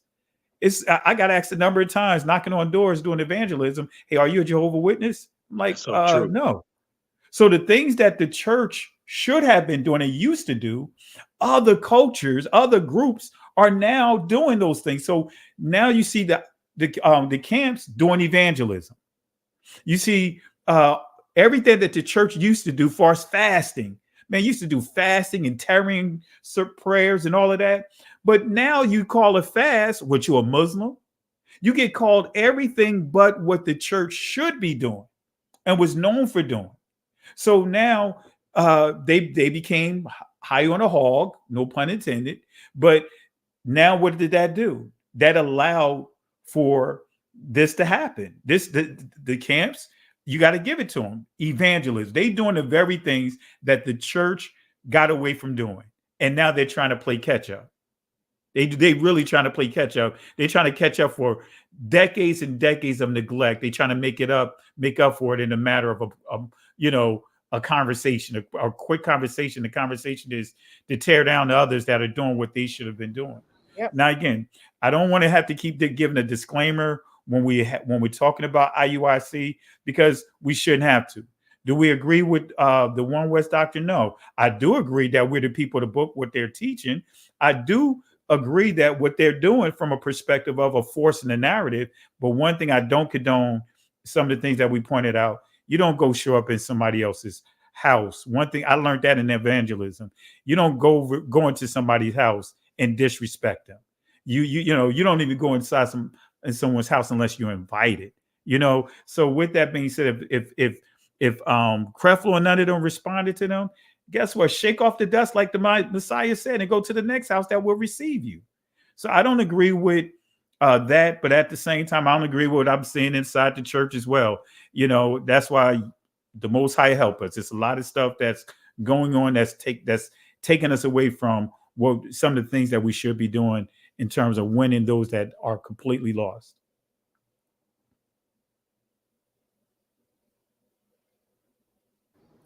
Yep. Yeah. So, well, family, I'm going to have to take it down because I got right now I'm looking at about 3.5 hours to 4 hours of sleep.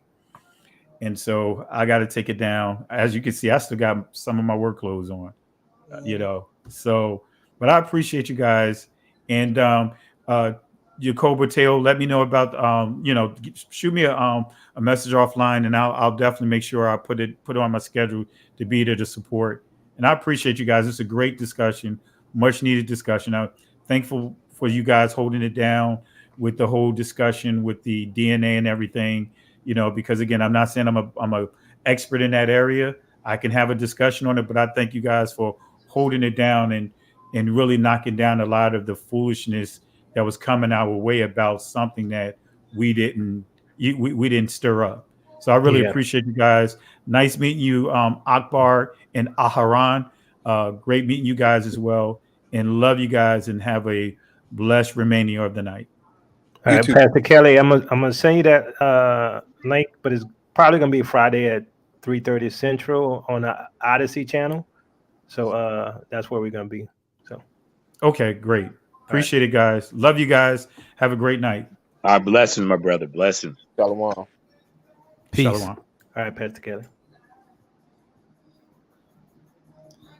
All right. Y'all got to hear the music in the background. I am so sorry. My daughter is listening to YouTube. In this small apartment, I don't have an office, so I got to set up an office. So, but I got the same issue, Sister E. Yes. So, any closing words? I think this was a good conversation. I have closing words. This What? is to all of the Genesis 49er listeners are out there. Y'all need to be more discerning in the information that you're receiving. You need to check them, right? And validate if what they're telling you is correct or not. Anytime someone has to come and bash and attack another person, you got to ask yourself why. Why they care about it? Why do they care what Tail Ministries teach about DNA? And to be honest with you, we haven't really taught about DNA for what, almost like four years now, I guess it is, or close to it. So why are they bringing it up now? Why are they attacking us? Why? Because they know we got the bigger listener, and people starting to see them for the frauds they are, right? So understand this. Tell Ministries, I keep telling y'all the truth ministry. We're not here to deceive anyone. We don't care about none of that foolishness. We're here to do the work of the Most High. We're in the last days. Those Christians over there on on Berean's channel, they don't even know that we're in the last days. They keep saying things like, we've always had fires. We've always had, hot days. We've always had wars. I'm like, okay, well, you're fulfilling prophecy right there. All things remain the same since the fathers fell asleep. That's just what they're saying, right? So the difference between us is that we see the signs. We understand a lot of people have been dying. We see the plagues. We see the pestilence. We see the earthquakes. We see all these things and what they're trying to do to this world.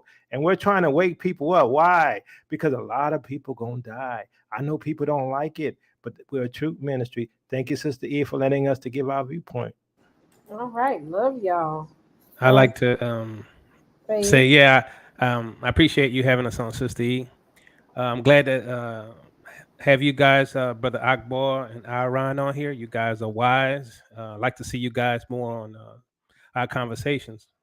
Good to hear your point of view. Yeah, as far as DNA, we said from day one it's about the curses, but for some reason they want our opinion on DNA. And what happens is they get exposed when we start digging in because we use our research skills to ask questions, right? And we keep asking questions. If you notice, Yeshua and his crew are not consistent. They're not consistent in what they teach, right? Because if you're emphatic about your belief, then when you say someone's a European, you can't go ahead and switch it up and say the next day when you find an article that G was found in the Middle East, all of a sudden, oh well, you related to them people, or you have some Israelite in you because G is found in the Levant. All of a sudden, you done changed your message. And I think, this is the kind of things we've been exposing, right? That when they read those documents, y'all should have your ears tuned really well, because what you're going to see is the articles are going to say things like likely, which means could be. We hypothesize, we think. This is the language in those documents that they're reading. Don't let them drive by those words, because it's revealing to you the nature of the haplogroup science. The nature of the haplogroup science is that it is a educated guess. It's a theory that they're working out. They get consensus among the team, right? And they all come into agreement on a specific issue. But And Minister, tell you, it doesn't mean that. Add to it, this an evolutionary model. That too. It's an evolutionary model. So it doesn't even fit the biblical account. As you heard Yeshua, Noah had to be like 200,000 years before Abraham, which would totally break the paternal lineage concept. Okay, but those kind of things you all have to ask questions and tune your ears, right? Those documents, they're manipulating them and making you think that, oh, they know what they're talking about. But remember, those papers are saying, we think, we hypothesize, we theorize, we believe, right? And that makes a whole difference in whether or not these things are doctrine or not, or really valid proof texts. So I'll leave it at that. All right.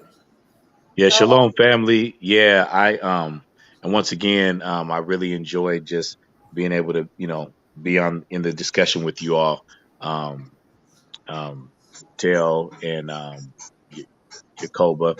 I really respect you guys' ministries as well, and much love to you, Sister E. I really appreciate you, and I love your consistency, of your spirit, and your boldness, your willingness to just stand for what's right, even when you face the backlash and all of that.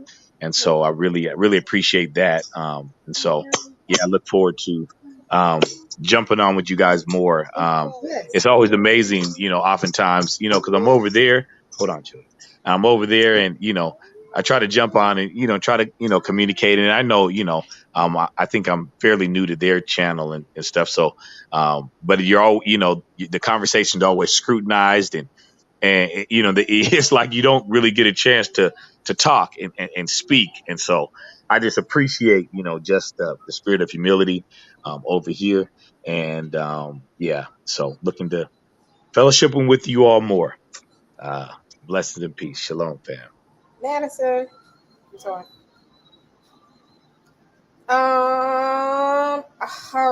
Haran. Am I saying that right? Yeah, Aharon. Aharon. Yeah, Sorry. yeah. It's like I said, I love listening to Sister E, your channel, Minister Jacoba, Minister Teotw. Good meeting you, boy. I see you over there because I'll be over there on Berean TV too. The thing about going over there, you got to go on there with if you go on the panel, already got to be suited up and ready. That's what because the thing is, the beef over there is, and what I found out is not only claiming Israel, but they have a real problem with the commandments, the laws. Like they have a real big problem with that, and they feel like that. Look, that's not necessary, which is crazy to me. But the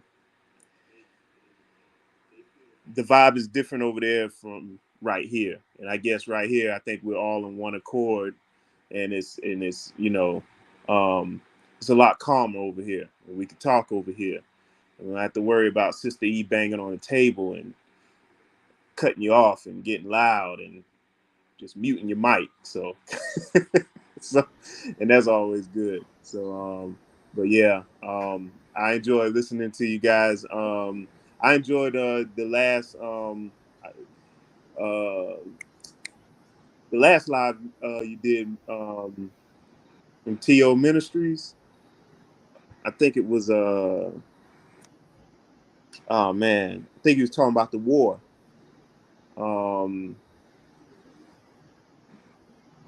Russia and Iran. I think about the drones. Yeah, I don't remember, but yeah. I think I'm trying to think. I think it was a few days ago I watched it, and I was like, man, that's some deep information that came out of there. But yeah, man, I just enjoy coming on and talking with you guys. Well, thank you, Aharon, for joining us. Anybody else before we close?